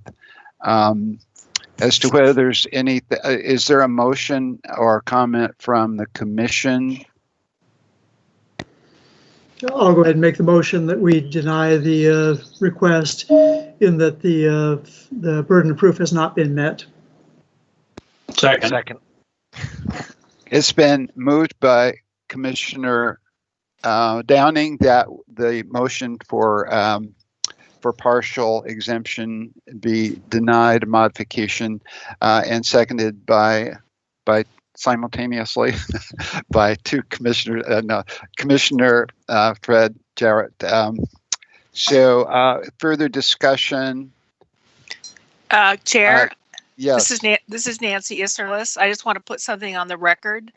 Mr. Fitzgerald is a friend of mine. I endorsed him for elective office when he ran, and I have made a campaign contribution to him. So on that basis, I will recuse myself on this vote. Thank you. Thank you, Commissioner. I appreciate that. I'm afraid there's no further relief that we are able to grant at this time. I will call for a vote on the motion to deny this request. All in favor will say aye. Aye. Opposed, no. And so ordered. 4 in favor and 1 recusal. Thank you. Chair, Thank you, Mr. Fitzgerald. Yes. This is Kim. May I add something while the applicant is on the phone? There is an opportunity in the application to list legal description as well. And that may be something that would be a little bit harder to immediately discern exact location. That was the relief I was talking about, Kim, in my opening question. This is Tabitha Blacksmith. I am planning to send both my participants some additional information on their options to see if one of the alternative reporting options might help a bit. I think that would be helpful, particularly people who do feel endangered by disclosure of their address. Thank you. And Tabitha, I'll just say again, and you can certainly use this or not as you see fit, but with all these cases, I always, just for fun, enter the person's name and their township, whether it's Kalama or Deer Park, and right away come up with the person's address. I mean, in the one instance when he filed for the fire commissioner, he did a declaration of candidacy that gave the resident's address. In the Deer Park case, Mr. Fitzgerald's, the address came up through some real estate aggregator or someone listing who lives in the neighborhood and so on. So there's so many easy ways to find this out that I really don't know why people get lathered up about the PDC as it being a potential source. Makes no sense to me. Thank you. What you say is true, but it doesn't feel any better. Yeah, there's so much information about all of us out there, and we just, we know we're a little piece of that, but it's. But so if people utilize the opportunity that they're provided by the PDC to simply state the parcel number, nobody's going to have any interest in that because they can come up with the address if they really want it so much easier through other sources. That is possibly true. It is something we can offer to maybe be one step back from full address disclosure. Very good. We will move along to the last of the new cases. Jeremy Kirk, School Director, Kelso School District. And he is Commissioner Ammons, I'm going to disconnect Mr. Fitzgerald. Yes. All right, thank you, Commissioner. Thank you. Appreciate it. Thank you. Thank you. Very good. Jeremy Kirk, who is presenting that one, he does not wish to be heard on this. Thank you, Chair Ammons. This is Tabitha Townsend, and I'll be presenting Jeremy Kirk's request. This is, I'm sorry? I said yes. Go right ahead. Thank you. Okay, thank you. This is a request to partially modify his annual report and also his initial report that was filed upon his appointment. So he is a school director, or was a school director for Kelso School District 458. His appointment was from January 1st, 2019 through December 31st, 2019. Mr. Kirk is requesting a partial reporting modification to exclude his personal residence due to a safety concern, which was sent to you. I've chosen not to list the details in the public record here, the cover sheet. But Mr. Kirk is requesting for the modification to be for the current report and his retroactive report. He stated that the retroactive request was due to now F1s being available online. That brought that to his attention. Mr. Kirk was appointed to the position of school director in January of 2019 to fill the position through the end of the term in December of 2019 due to the sitting school director passing away. Mr. Kirk did not check to recuse himself from possible conflicts that might arise due to him no longer holding the position. So no need to recuse from future. I'm available for questions. Chair Ammons, I think you're muted.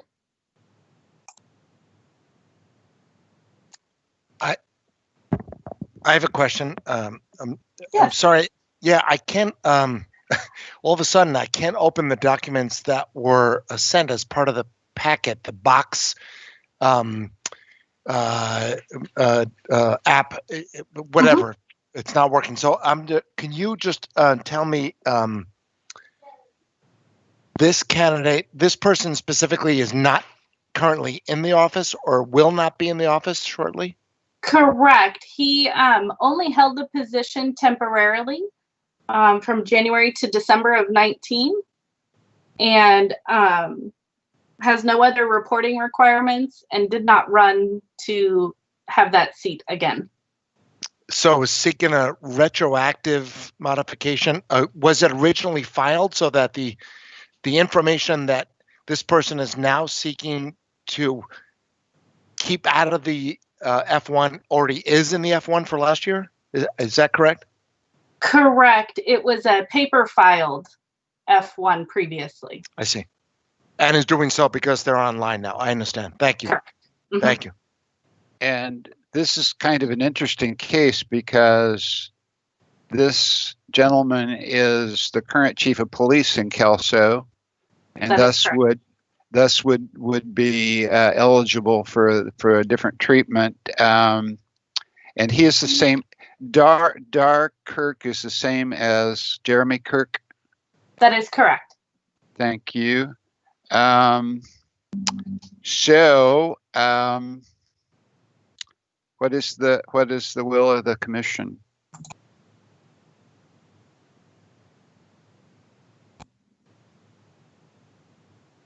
You're muted, Bill. I know, I'm fixing that. Okay. Sorry. I think it's a salient factor that, here he is, the police chief, school board member dies. They ask him to step in for some period less than a year. He does so, finishes that duty, and now he's back to the business of being a police chief. Under these circumstances, I would intend to make a motion that we grant the partial modification request as indicated on the basis that literal application would cause a manifestly unreasonable hardship for this individual, and that granting the modification does not frustrate the purposes of the act. Second. Is there a second? It's been moved by Commissioner Downing that, pardon me? Yes. I'm sorry, Yes. there were 2 seconds. Go ahead. That Commissioner Downing has moved that the commission grant the partial reporting modification as requested on the basis that literal application of the law would cause a manifestly unreasonable hardship on the applicant, and that limited modification would not frustrate the purposes of the act. That motion was seconded by Commissioner Isserlis. Are there comments? Hearing none, all in favor of the motion to approve the modification request will say aye. Aye. Aye. Opposed, Aye. no. The chair hears 5 aye votes. The modification request is approved for Jeremy Kirk. Thank you.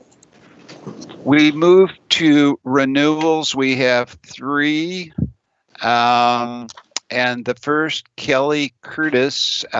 I have notation that her spouse, Kurt Blake, wishes to phone in on that. So if you would reach him. All right, I'm dialing now. Is it Kurt Blake, or is it in fact Blake Curtis? I don't know. I was given Kurt Commissioner Blake. Downing, this is Jennifer Hansen. His name is actually Curtis Blake, and her name is Kelly Curtis. It is an Okay. interesting twist, but Okay. yes. Excuse me, Mr. Blake, are you on the line? I am, thanks. All right, this is Jana calling from the Public Disclosure Commission. I have you in the meeting, and I'll hand you over to the commission chair, Commissioner Ammons. Thank you. Good All right, afternoon. Thank you for joining us by remote. Appreciate that. You are on City Council, City of Kirkland, or your spouse is actually, rather. Kelly is. Exactly. Right, Yeah. right. And so we were just talking about Curtis, and you probably hear that 100 times a day, right? Yeah, well, not a day, but certainly often. Well, join us to the list. we will, if you wish to be heard, I will swear you in at this time. Only if there's questions. Okay, why don't we just wait then a bit? We have received your spouse's request for renewal, and we have read that in full, and we will hear a staff briefing right now. And then, there you are. Sorry, you broke up for a second there. I couldn't hear you. Oh, sorry. I was saying we have received the full request and looked at it, and what we'll do now is have our staff person present orally a recap of that. Can you hear me okay? Kurt? Hello? Kurt, can you hear me? There you are. Sorry. Now I can. For some reason, you went away there for a couple minutes. Okay. I think you're back. Okay, Thank you. Thank you. So let me repeat so that nothing got lost in the translation.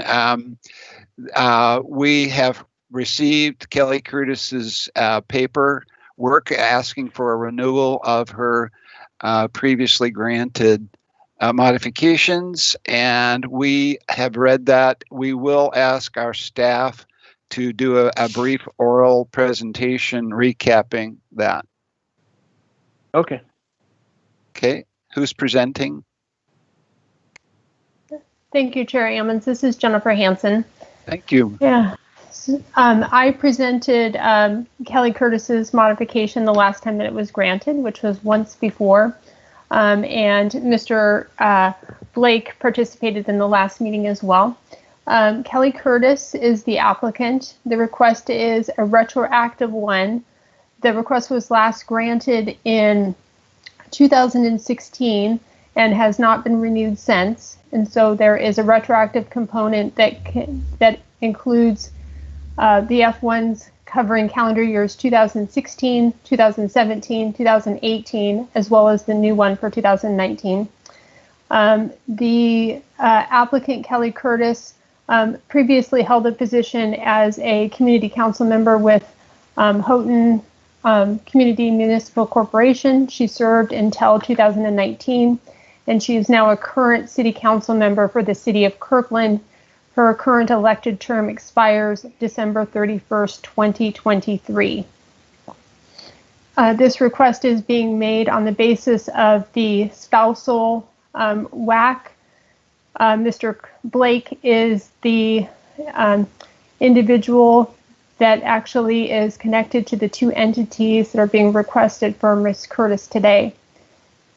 Ms. Curtis is asking for a renewal of the previously granted request, which exempted her from disclosing the business and other governmental customers that paid $12,000 or more for 2019, and then the retroactive component for 16, 17, and 18 to the company called Spaceflight Industries, Inc. It is a launch and satellite services company, and Mr. Blake, who is participating today, is the CEO. Ms. Curtis is also requesting a new reporting modification, which is also retroactive.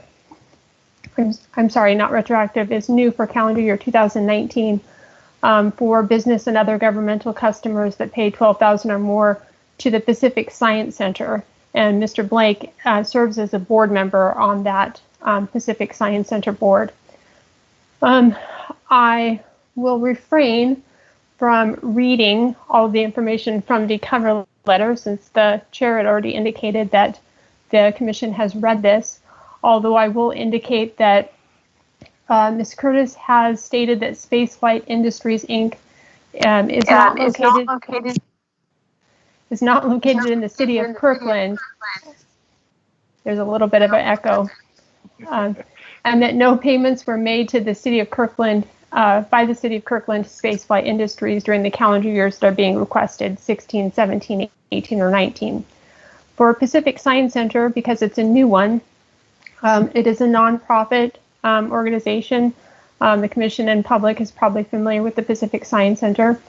Ms. Curtis stated that Mr. Blake, who is participating, is a volunteer member of the Pacific Science Center board, and that she has no financial interest in the organization.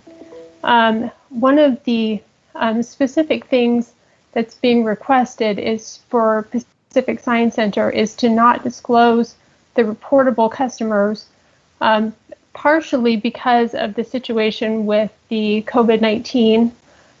Ms. Blake has, and presumably Ms. Curtis and Mr. Blake presumably both have requested that the customer list that is reportable on the F1 be provided from the Pacific Science Center, and we're given the answer that that was not possible, partially because of the COVID-19, but presumably that information is not going to be available at all, and so the request is being made to not disclose the business and governmental customers of Pacific Science Center as well.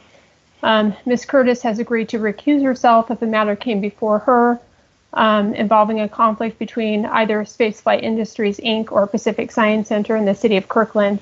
And then I'd like to allow Mr. Blake to answer any additional questions that the commission might have about either entity.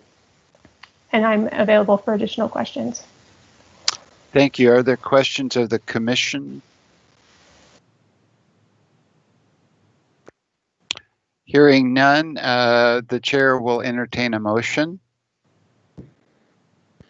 Are we first going to hear from Mr. Blake?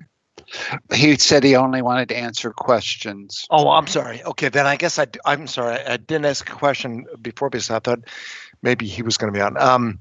I guess I'm a little confused about the Pacific Science Center and the COVID-19 connection in terms of reporting. Sure. They laid a bunch of people off, so they just don't have the capacity to. I'm sorry. Request. Okay. Mr. Chair, it's Peter. I Yes. think you deferred swearing in the applicant in case there were questions. You might want to do that.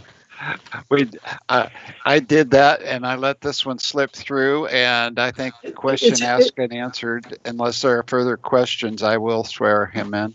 I don't know that it's necessary. He stated in the written submission that 90% of the staff at Pacific Science Center had been laid off as a result of COVID-19. So if there are no other questions, I would go ahead and make a motion at this point. Go ahead. I would move that we grant the modification request as submitted on the basis that literal application of the law would cause a manifestly unreasonable hardship to the applicant, and that the limited modification does not frustrate the purposes of the act. And this will be through her term that expires in 2023 per our previous discussions. Is there a second? Second. It's been moved by Commissioner Downing that the modification request be granted, and that was seconded by Commissioner Isserlis. Is there further discussion? Hearing none, the chair will call the question. All in favor will say aye. Aye. Aye. Opposed, no. And the motion carries 5-0. Thank you for joining us today, Mr. Blake. Thank you guys very much. Take care. Bye-bye. Chair Ammons. Yes. There was a late last minute participant who is going to mess up this order on your agenda a little bit. So Lisa Janicki is going to move up as the next participant. That is fine. We are so informed. I'm dialing her in right now.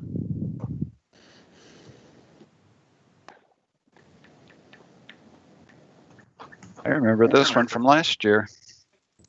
Hello, Ms. Janicki. Hello, this is Lisa. Hi, Lisa. This is Janet from the Public Disclosure Commission. I have you here in the meeting, and I will hand you over to the Commission Chair, Commissioner Ammons. Okay, thank you. Good afternoon. Welcome to our proceeding. We're gathering remotely as lots of organizations are these days, and so we're happy to have you joining us by phone. I will swear you in so that you can so make any comments you have after our staff presentation, or so that you can answer any questions that we might have. If you would be sworn in, raise your right hand wherever you are. And Yes. do you swear or affirm that that your testimony will be the truth, the whole truth, and nothing but the truth? Yes, I do. Thank you so much. Who's presenting this matter? That's me, Tabitha Townsend. Tabitha, go forward. All right. So this modification request is for Miss Lisa Janicki. This is an annual report, and it's a renewal. Was last approved in May of 2019. Ms. Janicki is requesting a renewal of the reporting modification that would exempt her from disclosing her spouse's business customers that paid $12,000 or more during the calendar year 2019 to Janicki Industries, Inc., where he serves as director. Ms. Janicki states that she and her spouse together own 9% of the shares in Janicki Industries, Inc. Ms. Janicki stated that Janicki Industries, Inc. is manufacturing and engineering company located in Sedro-Woolley, which performs high-tech and precision manufacturing services for the aerospace, wind industry, marine, transportation, and other industries. She also states in previous years that Janicki Industries, Inc. had 800 employees in Skagit County, annual sales of approximately $100 million, and 300 customers, primarily in the aerospace industry, all of which meet the reporting threshold. She states that in previous requests that the composites manufacturing industry is highly competitive, and publishing the reportable business customers would put them at a serious competitive disadvantage.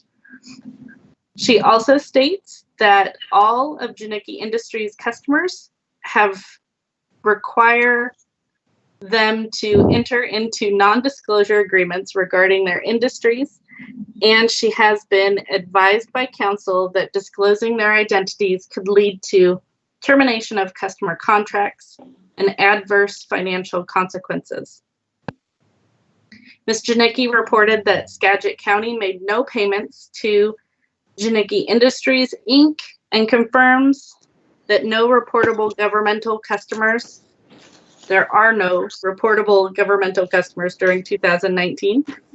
She has agreed to recuse herself if any matter came before her involving a conflict of interest between Janicki Industries and Skagit County. She has reviewed her initial reporting modification request and any subsequent requests, and has certified that there are no changes to the facts relating to her request. I'm available for questions.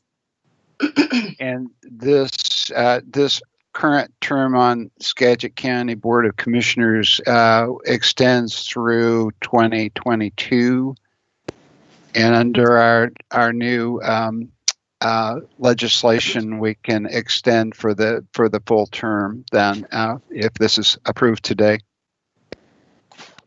Correct. I had a question on the cover sheet.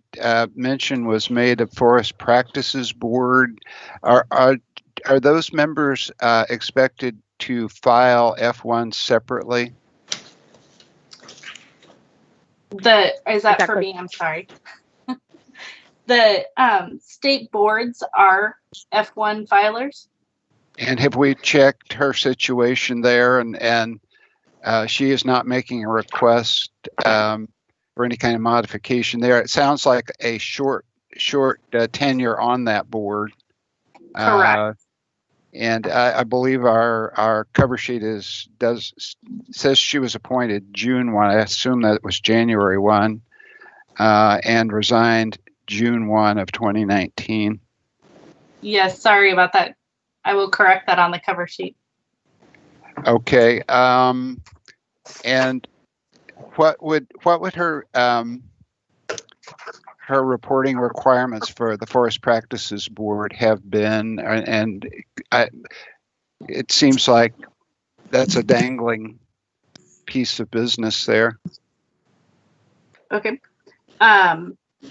Is Jennifer available to assist with that question? I sure can. This is Jennifer Hansen. So folks who are required to file the F1, they would disclose every office or candidacy that they were required to disclose on the F1 all at the same time. And so if I'm reading this correctly, this particular applicant was appointed to a position in January of 2019 that she was required to file the F1 for, and also was a current elected official with the Wiscadget County. And so the time period that she was required to file for overlap a bit. January 2019 through June 2019, she held both offices and was required to file one F1 and disclose information for both offices. The current application that is available now allows applicants and F1 filers to actually disclose two separate offices. Our previous version of the application and the written format that was used for paper filers wasn't as clear, so it's an advantage of the new one, but she was only required to file one for both offices. So it doesn't appear to me that anything's missing. Thank you. This is the first one of these that I've noticed that on. Ms. Janicki, would you like to be heard? Oh, certainly. First of all, thank you for, accommodating and making room for me to participate. I appreciate all of your combined time. I also want just to thank the PDC for upgrading the software system. It is the output, the printed output is more clear, and it is more. It's easier to put information in. As far as the request for modification, I know this is an issue every year, and I don't like to ask for exceptions, but in this particular case, I happen to be just part of a large family, with family businesses, and my husband, in his role as a board of director there, is just he and his three brothers. So there's four brothers who are the board of directors, and I went so far as to ask him to resign from the board. They're your brothers, Mike. Mike, could you just step down, and then I wouldn't have to ask your board for this waiver. But he's the oldest brother, and so I don't think he really trusts his younger three brothers to run the business without at least a quarterly input from him.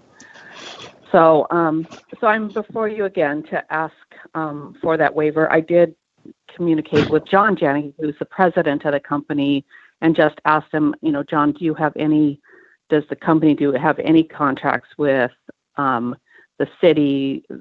I knew the county, there's none with the county, the state, or more probably the Department of Defense, which is where their bailiwick is right now. And he said, no, not at this time. They are trying to get the right levels of certification to actually contract directly with DOD, but for now they are just subcontractors to primes out there. So are there any other specific questions that you might have about our relationship with Janicki Industries? I'm seeing a lot of heads shaking no, that there do not appear to be any further questions. And you saw that unless circumstances change, if this modification request is granted, it will go through the expiration of your term, December 31st, 2022. So you don't have to come back every single year. Well, and that's great news too. But I respect the process, and if anything changes dramatically, or if I can get him to quit the board of brothers, I will. But thank you. That is nice to know. I didn't know that. Yep, it's a fairly new law. I think, was it this year? No, last year that passed. The chair will Mr. Chair, welcome a motion. Yes. I would move that the commission grant the partial reporting modification as requested on the basis that literal application of the law would cause a manifestly unreasonable hardship on the applicant, and that limited modification would not frustrate the purposes of the act. It's been moved that the commission grant the modification as requested. Is there a second? I will second, and I ask that Fred actually, from this point forward, make the motion as articulate and as well spoken as he just did. Hey, it's right here on the screen. Further comments? All in favor of the motion will say aye. Aye. Aye. And opposed, no. We'll say no. The motion is granted by a vote of 5-0. And thank you for joining us today, Ms. Janicki, and thank you for your service up in Skagit County. Well, thank you, Commissioner Ammons. I really appreciate this whole process. And I read all your bios online, and I have high confidence that we have a well-qualified board there. So thanks Well, to all aren't of you you for nice? serving. We already Okay. gave you what you wanted, so you don't even have to butter us up. Thank you. Hey, I like to Thank- know who I'm talking to. All right. Well, Bye-bye. Thank you. Thank you. Thank Bye-bye. you. Our final one of the day is Stephen Hill, Regent Seattle Colleges. Is that Seattle Community College System? Yes, Chair Ammons, if you're ready, I'll go ahead and present it. Yes, please. So one thing that you just brought up, Commissioner Ammons, in our new system, the electronic filing system, the offices and jurisdictions are provided to filers rather than them being able to freeform type. And so that is why we have ones that say Regent Trustee rather than just Regent or just Trustee. You made note of this in the last meeting.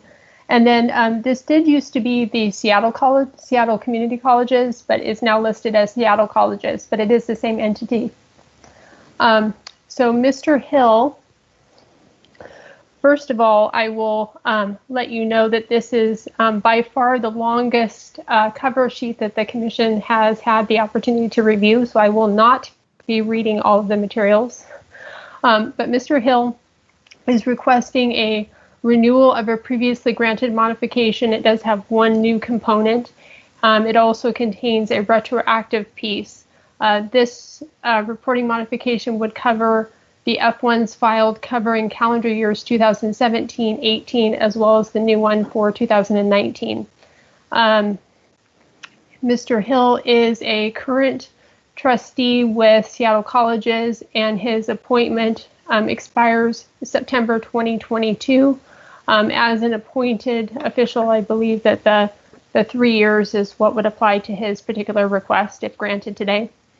He is requesting a modification to not disclose income and ownership for entities that he individually is part of. Mr. Hill has requested modifications for almost 2 decades now, and has throughout the years been part of different nonprofit organizations, and this particular request is no different. So there's quite a few here. He's requesting a retroactive modification that would exempt him from disclosing business and other governmental customers that paid $12,000 or more during 2018 and 2019 to SEIU 775 Home Healthcare Workers Health Trust, for which he serves as a trustee. He's also requesting renewal of a previously granted modification that would exempt him from disclosing business and other governmental customers that paid $12,000 or more during calendar years 2017, 18, and the current year 2019 to the following entities, and he has different positions with those entities, and they're listed individually in the cover sheet. The Seattle Foundation, Habitat for Humanity, MODA Inc., Puget Sound Public Radio, also doing business as KUOW, and Seattle City Club. And then for the entity, and I'm not sure that I'm saying it correctly, Pinchot University during 2017 and 18. He doesn't have that position anymore. for 2019.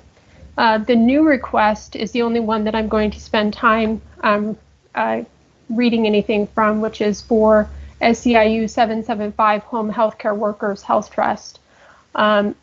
It provides health insurance to home healthcare workers and has annual revenues of $135 million, used primarily to purchase health coverage for 20,000 individuals. Mr. Hill serves as one of the 6 employer trustees. His materials that were provided to the commission explain a little bit more information about that specific role. He stated that he doesn't have access to the information that is requested to be disclosed on the F1, and that he cannot request the staff of the trust to generate this information as it would violate confidentiality agreements. I'm not going to pretend like I understand entirely the role that he has in the confidentiality position, but he has indicated that that there is no actual or potential conflict of interest because there is no overlap in his roles between the two organizations, the Seattle colleges and the trust itself. He's not an owner of either organization and is serving as a volunteer in both organizations. He has provided some additional information to the commission to describe what he meant by that confidentiality agreement. He is bound by some type of confidentiality parameters as well as the customers of the entity that he serves on. He confirmed that there were no payments received by SEIU 775 from Seattle colleges during calendar year 2018 or 19. The rest of the entities listed are renewals. I am available for questions on any of those. They all have a similar makeup. Most of them are nonprofit organizations where he serves as a trustee or director or board member. He has confirmed in each application for each reporting period that there were no payments made between the entities and Seattle colleges. In addition, he's made a good faith effort to make a request to renew these modifications. Mr. Hill has filed his F1 timely each and every year, and on his F1 or F1A, the short form that used to be available for paper filers, he had indicated in the location where he would normally disclose customers, he indicated that he was requesting a renewal of that modification. However, he never actually followed up in writing or indicated in any other manner that he was requesting a modification to renew his previously granted one. And so when we communicated with him this year, he was a little bit perplexed as to why the retroactive component was necessary, but was willing to go ahead and provide that additional information. He's agreed to recuse himself if there's any conflict involving the entities that he's listed here and the Seattle colleges. And I am available for any questions that you might have. And his term expires September 2022. It does, but he is an appointed individual. He's one of the ones that I believe that the 3 years would apply to rather than the term. So, but his current appointed term ends on September 2022. When do you start tolling that time? When is the maximum we could give him? Let's see. So it would be, I believe last week when we had this special meeting, John Meter indicated that the retroactive component doesn't apply. So it would, I believe it would be, I think it would actually be the same time period, Commissioner Ammons. So 2000 and the current year, 2019, 2020, 2021. I apologize. I think I'm off by 1 year. So the end of 2021, 3 years. If I've done my math correctly. Well, we will rely upon your math skills. I asked the question because I didn't know the answer. Are there questions of staff, of Jennifer? Is there a motion? Commissioner Jarrett, do your thing. I move the commission grant the partial reporting modification as requested on the basis that literal application of the law would cause a manifestly unreasonable hardship on the applicant and that a limited modification would not frustrate the purposes of the act. A voice for radio is what he has. I second. And a face. You're going to say a face for. Oh, you guys, we're getting punch drunk after a long day. Commissioner Jarrett has moved that the modification be granted as requested. Commissioner Lehman has seconded that motion. And is there further discussion? Hearing none, all in favor will say aye. Aye. There's no. And the chair hears 5 aye votes, and so the modification will be granted as requested, 5-0. Thank you very much. And I just wanted to say before I sign off here that I really appreciate the process that you used today to consider these requests and to identify the very specific information that staff needs in order to generate orders that have proper information on them. It was, from my point of view, it was very smooth. Thank you very much. I appreciate it. Thank you. And thank you to you and your team. It's job well done. So we will close our modification request period, and the last thing on our agenda then will be returning to the issue of the pause and further any further concluding remarks, or it seems to me like the sort of 2 obvious potential ways to go is one would be to unpause the pause and to put the F1s back up instantly or soon. The other would be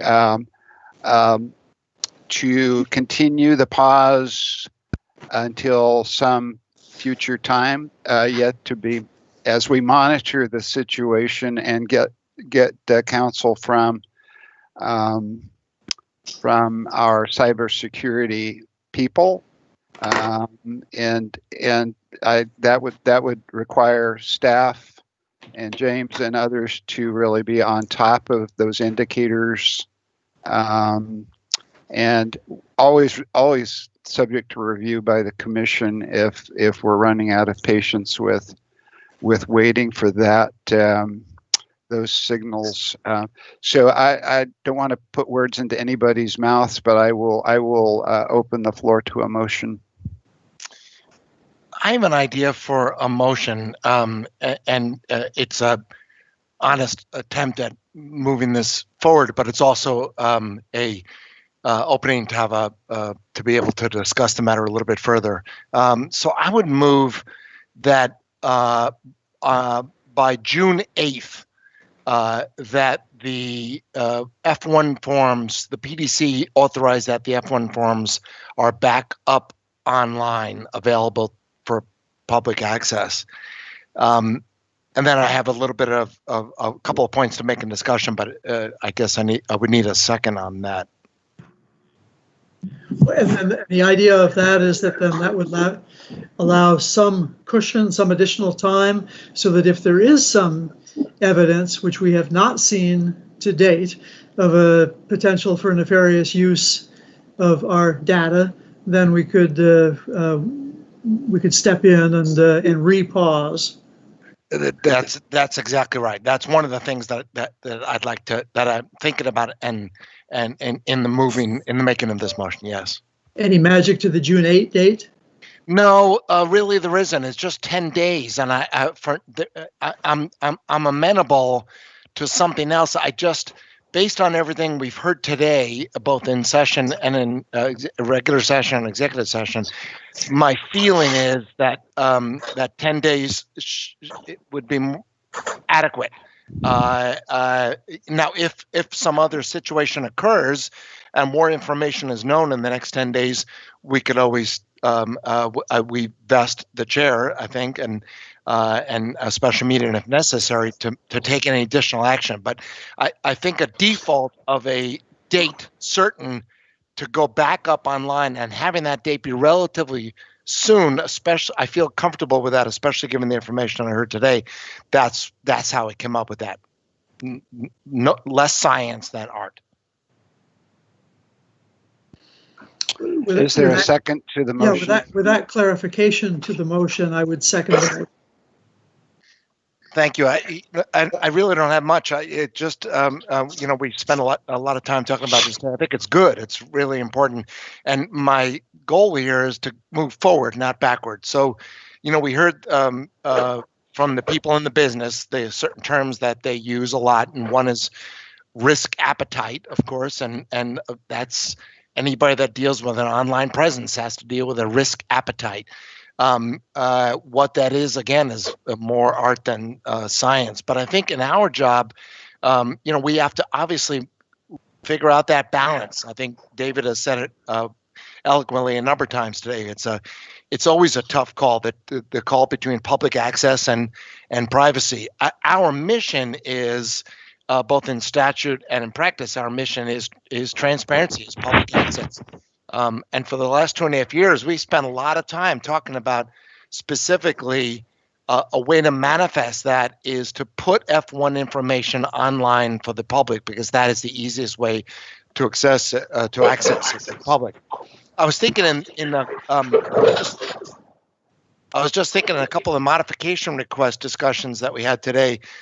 We are very clear. It occurred to me the similarity here. We are very clear with a couple of applicants that the law doesn't allow actually for a protection that might have seemed reasonable on a personal level to each of these people. And we said specifically that they did not make a specific allegation of any kind of threat, and merely a generalized allegation of fear or threat. And we said, I think rightly, that is not enough.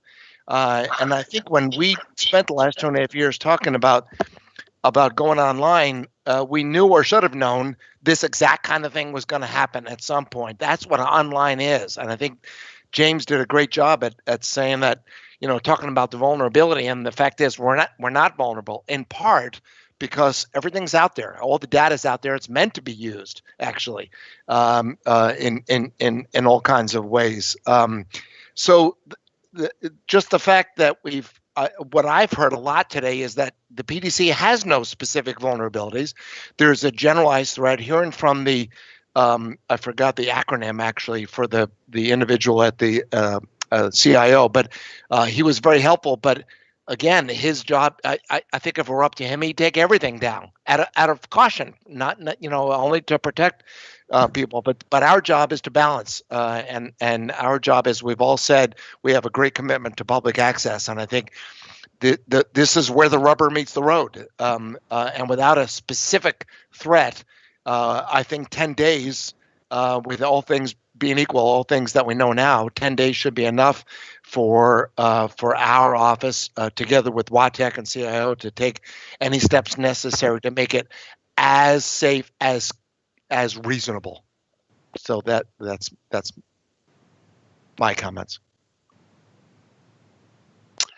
The chair will be voting no on this particular proposal, which I appreciate and certainly understand the impulse of getting up as soon as we can.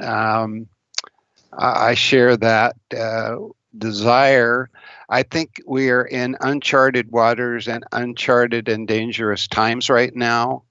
And I'm going to defer to our cybersecurity partners in state government, in the governor's office, and also in the concerns expressed by legislators whose opinions we certainly pay attention to, but are not bound by. It seems to me we'll need somewhat more time before, you get into my comfort zone to repost the information. For those reasons, I will be voting no today. So do we have John still with us? I'm not seeing his. So clarify for me what our authority is with regard to having online F1s. Well, you have general authority to provide information to the public, and you've chosen to do so in this particular way. There's no statutory legal requirement that you post online, nor is there a prohibition that you don't. So it's really a policy decision by your office in applying your general authority to be transparent to the public. So that kind of leaves it up to the five of you. So we can't punt. No, I don't get to tell you no, nor do I get to tell you yes. The only caveat I would have is as you fashion your motions, if it's going to be voted on, to change that motion, you're going to have to come in and like have a special session in order to change it. So if you pick a date certain, let's say between whether it's 10 days, 14 days, or whatever, and you vote on it, just know that to change that, you'd have to come into a telephonic special session and give a notice between now and your next meeting, which is fine. It's just an additional process. I think I heard someone mention one idea is to pick a date and then, in addition, defer to the chair, who could act individually on behalf of the commission to change that decision if additional information came to his or the commission's attention. That would preclude you from having to have a special meeting, affirming that the chair could make his own decision in the interim, and then at your next meeting you could revisit this and go from there. I would just advise that we try to avoid a telephonic special meeting with the difficulties involved these days in doing so as you craft your motion. I've noticed how hard that is. We've done it how many times today? Yes, today I was impressed. Even I was able to get all the screens on my little laptop and toggle back and forth. So if this lasts for years into the future, I'm ready. So I'm a bit uncomfortable with the idea of setting a date certain at this point. I tend to the same view that Russ does, and I've sort of said this a couple of times through the meeting today, that the whole point of this is to get this information out where people can get it, and it should be online. That said, given the uncomfortable situation that we're in with the ESD, I think taking a little bit of time for people to make the argument to us for what that risk tolerance is that we should have does make sense. So I will vote against the motion, but I would be willing to make a motion to bring this back for a decision at our next meeting. Nancy, you have the swing vote. Oh, yes, I'm filled with envy. I'm a firm believer, and I think Judge Downey would agree with me, that oftentimes the way to get things done is to pick a date so you have something to work towards. But I'm concerned, as quickly as this thing sort of developed over the last couple of weeks and we got caught in the crosshairs over a long Memorial Day weekend, that June 8th might just be too soon. I mean, 4 of those days are over the weekend. There's only 5 or 6 working days. And I would feel more comfortable if we follow up with Commissioner Jarrett's comment that perhaps we push this off to our next meeting. That's a month. I suspect, I know all the people that are working on this issue are probably working triple overtime to fix this problem. As when we were on our meeting today, I got a pop-up on my telephone that the state's been able to retrieve about $300 million of the money that they thought they had lost by tracing it back through the banking systems, I suppose. But there's still a lot of moving parts on the risk exposure that we have. And so I'm going to have to vote against the June 8th motion because I just think it's too soon. Well, let me say I agree with what Nancy has said about having a date. And it may be that a date that's 4 weeks out, our next meeting, is an appropriate target as well.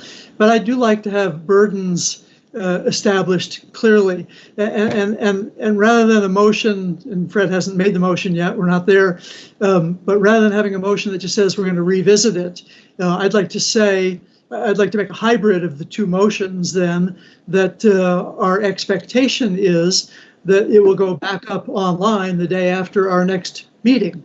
If there's something that comes up between now and then during the month of June that causes us to alter the equation at the June meeting, then we could certainly forestall that eventuality. But I'd like to have the presumption be that it is going to go back up, and that it will take something that we have not yet seen that would justify extending it further. And let me just slip at the appropriate time. I'll second that motion. We have a motion on the floor at the moment. Wait, I'm willing to amend my motion, given what appears clearly to be the will of the commission, and it's more time than I'm comfortable with. But if that's what the will of the group is, then I'll go along with that. I also feel strongly about a date certain, and I'm very comfortable, much more comfortable with that. So I would amend my motion to actually read that the F1 forms go back up online the day after our next meeting. And I'm sorry, I don't have that exact date right in front of me. Somebody does, I'm sure. June 25th. June 25th. Yeah, that would be the motion, I guess, that the F1 forms will go back online no later than June 25th. So are we withdrawing the original motion and making a substitute motion then? That's fine, or amend. Yeah, that's fine. But they would go back up on the day following the date that's scheduled for the next meeting. That's June 26th. 26th, right. I'm sorry, June 26th. Right. And I just wanted to complete the thought of what I started to say before, and that is to put on the record that I totally applaud and endorse the actions of the executive director and the chair over last weekend. Given the tone of what was placed in their laps, passing of a hot potato, as it were, I think it was entirely reasonable and sensible to take the cautious approach that was taken.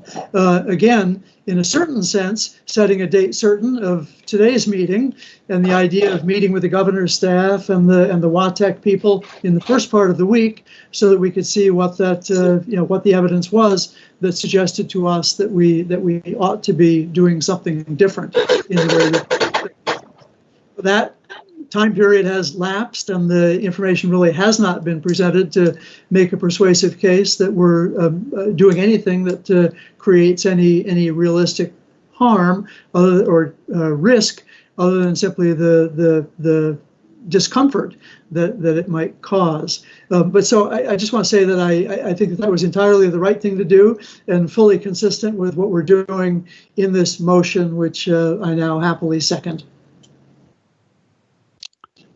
I thank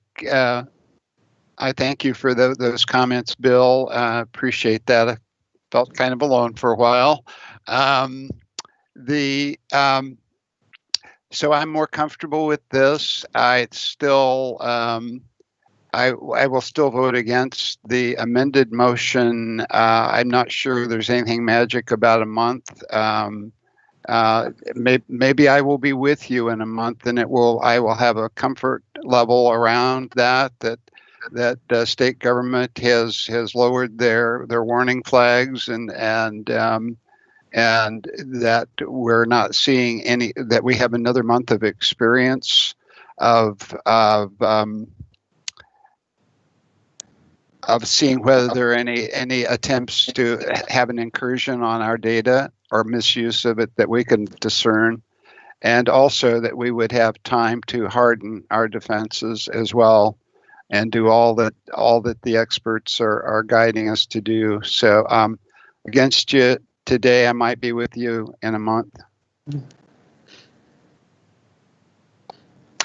Anybody else have closing comments? And I have to thank all of you for a very thoughtful, deep consideration on the spur of the moment, practically, for a really big issue that's important to us.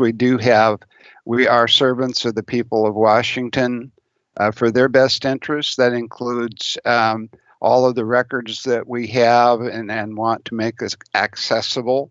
And it also, as leaders, appointed leaders of the state, with desire for all kinds of health for the people of Washington, we also have a security interest that we take up a lot with a lot of requests and a lot of. This is not unusual territory for us. If this particular moment is highly unusual, so that's. I thank the commission for today. I will call for a vote on the motion, which is to leave the pause in place through with the expectation that it will be lifted on June 26th, one day after our next commission meeting, and with the thought that we will have a progress report or a update on our circumstances. So all in favor will say aye. Aye. And opposed, no. The chair votes no. The measure, the motion is passed 4-1. Is there other business before us, commissioners or Peter? If I may, Mr. Chair, just a couple of clarifying questions or comments on that vote, and I commend the commission in, as you said, quickly analyzing a complicated issue and watching democracy in action, as it were. And that is, I take it that we have a guidance/mandate from the commission to work with WATEC as to what options might be. For instance, we talked about a CAPTCHA or something like that, and I would imagine we don't want to get into making no specific decisions because I want James's thoughts and WATEC's thoughts and all that, and far be it from me to suggest there's a specific technical issue or answer here, but I take it I would have your authority to pursue those options and come up with a set of potential things we could present to you as part of making that change a month from now. I see Kim's joined in. She might have an additional clarification. And I assume we can invite WATEC or anybody else who might care to weigh in, who thinks they have a case to make that you all would want to hear. Invite them to next month's meeting, for instance, or to share any thoughts in writing or by phone with us as an agency in the meantime. I would request also that Kim put up at least a brief news update on this, what the commission action is, and that we continue to monitor it closely and to upgrade our own defenses and so forth. So. Will do. I just wanted to add, if we bring to the commission at the June meeting any kind of recommendations for, fortifying our defenses, for lack of a better phrase, and James, I think, is on here. I don't think if the commission were to accept those, that F1 access could be turned on the next day. James? Yeah, thanks, Kim. That's exactly what I was going to bring up, is that if we do come back at the next meeting with a proposal for some change to set a threshold or bar before we provided access again, most likely that would mean then making the decision about what work needed to be done and then projecting some timeline for what it would take to do that before we could open access. Could I say my thought is that you all have the authority to take those actions, I believe, and talking to the chair during this month. I mean, the month is, at least I thought that the month would be used to determine what those changes are, if any, and then do them. I think you have the authority to do those, and certainly you do with consultation with the chair during that time. So I guess I would really hope that you don't use the month so that you plan on coming to us with whatever changes that you need to make, and then we have to start time all over again. To the extent possible, if in fact you know the changes. I'm assuming that you would know them earlier. Well, Commissioner Lehman, it was discussed during 2019 putting up some sort of gate to F1 records, and staff brought that to the commission, and the commission said no. So it would be, well, yeah, I think it was in September or August of 2019. And James can speak to it, but I personally would feel uncomfortable moving forward on any kind of, I think it was deemed functional obscurity without commission authority. Yeah, so would the commission, Russ or anybody else, what would you think about meeting fairly briefly ahead of, maybe a week ahead of the regularly scheduled meeting for a single subject special meeting of maybe an hour or two? Would you know enough if you would know enough in 3 weeks for anything that you would feel you needed full commission approval on? Just a thought. Might I suggest, I think I'd posit for your consideration that special meetings are probably not as transparent as regular meetings. And you might be better served, and the public might be better served by discussing it at a public meeting. And if that means if we come to you and our proposal happens to be, and I'm just speculating here, we think we can do X, Y, and Z. We've started to do it, but we're going to need 4 more days or 12 more days, whatever it might be, that you might be better off deciding that in the regular public meeting. I agree. And what I wanted to add is there may be some suggestions to make a really fundamental change in the way that we're making this data available. So no longer providing the data via the state open data portal could be one of those, because doing that, making it available as open data, precludes a lot of options, including CAPTCHAs or making people create accounts. It also makes all of the data available as one large set, which is wonderful for somebody who wants to do analytics. And members of the commission have asked us the question, well, can I go and find all the people that have property in a region or bank accounts over a certain amount of money? And if we were to take an approach where we said, we're back to individually retrieving each F1 and then examining those, or something where you're talking about dealing with single records. If that is the approach that is the bar that people are comfortable with, that really fundamentally changes how we're doing business. And it felt to me like that's something that the commission probably would want to weigh in on. And as Kim alluded to, even things like saying, well, you have to make a Secure Access Washington account in order to retrieve these records. Not saying it's the right or the wrong answer, but rather does it have a quenching impact on people's desire to go and utilize that information good purposes as well.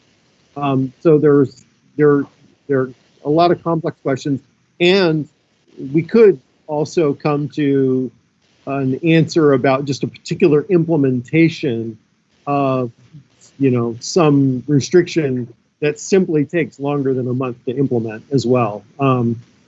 Doing security to be done well and thoughtfully and reviewed carefully. It's not something that we can pick out in a couple of days as well. So there's a whole host of things there that we'll have to look at. And I don't have enough information right now to know, how long is it going to take? Because I don't know what it is at this point. So you can't, James, you can't refuel in flight then. You can't start it up again the 26th of June and then apply to that, or take it down after midnight or something and apply the fresh patches or whatever we declared. Well, it doesn't work that way. It just depends on what we decide we want to do. Those aren't just turnkey things. So, there isn't just a switch to say, require a CAPTCHA isn't the switch. What did you do? What did you do to pull them down? That's easy because all we have to do is make the data set itself private.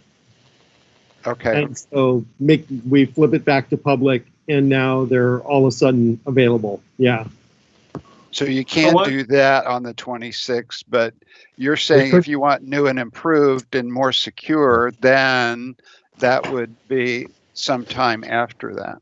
Yeah, and I want to be, hopefully I'm not being just too picky about this, but I want to be careful about the language that we're using around secure and insecure and fortifying, in that, it's not insecure now, it's simply available. And if the choice is to make it less available by putting in some barriers to access so that you have to go through some process or set of hoops to get there, and that's okay. Those are decisions for the commission. But we're really not talking about making it more secure. We're talking about putting in barriers to access so that the information is less widely distributed, or at least less readily distributed. And what if the security improvements are added for a period of time, and then later, say in the fall, the commission wants to peel those off so that it's free flowing like before? How hard is that to do? That kind of work is generally easy, because it's just undoing something that you know how to do.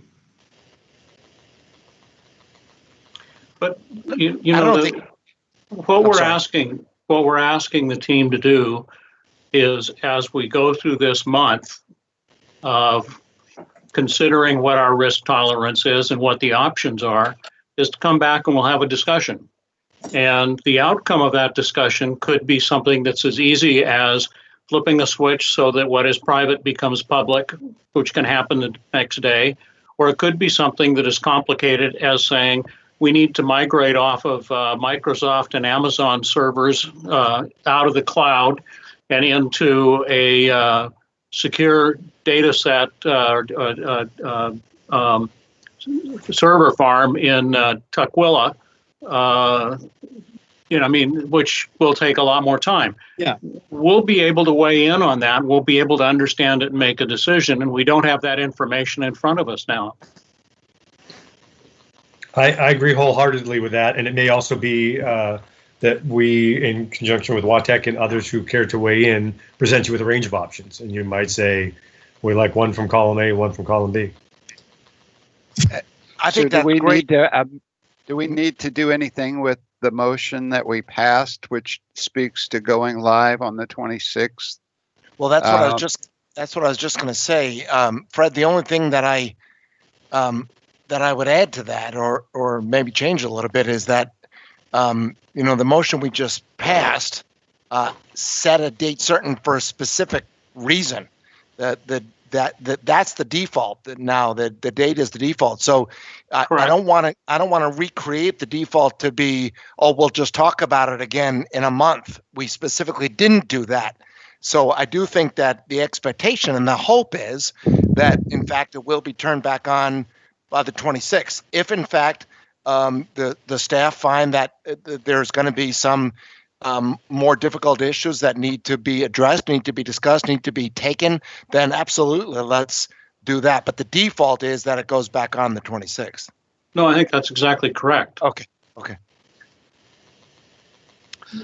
Okay, I think we seem to be of a common mind on how we proceed forward with interim work to be done and the matter to be brought to us on the 25th of June and approval of the plan forward for going back online and the actual implementation of which will leave us the next day as our goal, and if we need to push that forward, any future meeting of the commission can always amend what the previous meeting did. So we can pick a new date, which seems better. Mr. Chair? Yes, who's speaking? This is Sean Flynn. I hate to interrupt. Yes, I hate to interrupt because I think this is assumed in the discussion, but just to make sure that it's clear, that the hard 26th deadline is presumed on a meeting happening on the 25th. Is that correct? So that's not going to take, you're not anticipating that would take effect if for some reason you weren't able to hold a meeting on the 25th or sometime before the 26th. Is that a correct assumption? Sure. I think the assumption is that if we don't have a meeting on the 25th, it happens on the 26th. Okay. I think that's what we decided. True that. Peter, you look like you're about to. Well, the only thought I had about that was I heard Commissioner Downing in particular, I think, say that it would happen the day after the meeting. So I'm not sure which way you'd interpret the motion to be. You know, I'm with Sean. I think we're talking about remote possibilities, but if there's a natural disaster on the 24th, are we going live on the 26th? Maybe we couldn't anyway, or there's a COVID outbreak, or you know, the internet goes down and remote meetings can't happen. All remote possibilities. So maybe we're discussing things that don't really merit it, but. I'm not clear that the motion was that if a meeting doesn't occur, that the switch gets flipped anyway. The motion, just to be clear, the motion was the 26th of June. It was not the day after the meeting. The day after the meeting was what Bill said, so we figured out what day that was, and then we attached the day in the motion, so it is the 26th. I believe that's what the motion did say and should say. If you want clarity, and the PS was that we can revise that on the 25th. That's always open to us to do. Thank you. John, you were about to say something? I was only saying if you wanted clarity on that issue, you could amend the motion now to include the understanding that the 26th is the date regardless of a meeting occurring prior to that. If you don't think that's necessary, that's also fine. You can, if for some reason the 25th doesn't occur, you can have a special meeting and change that date if you choose to do so. Yeah, I think we can handle that very unlikely eventuality.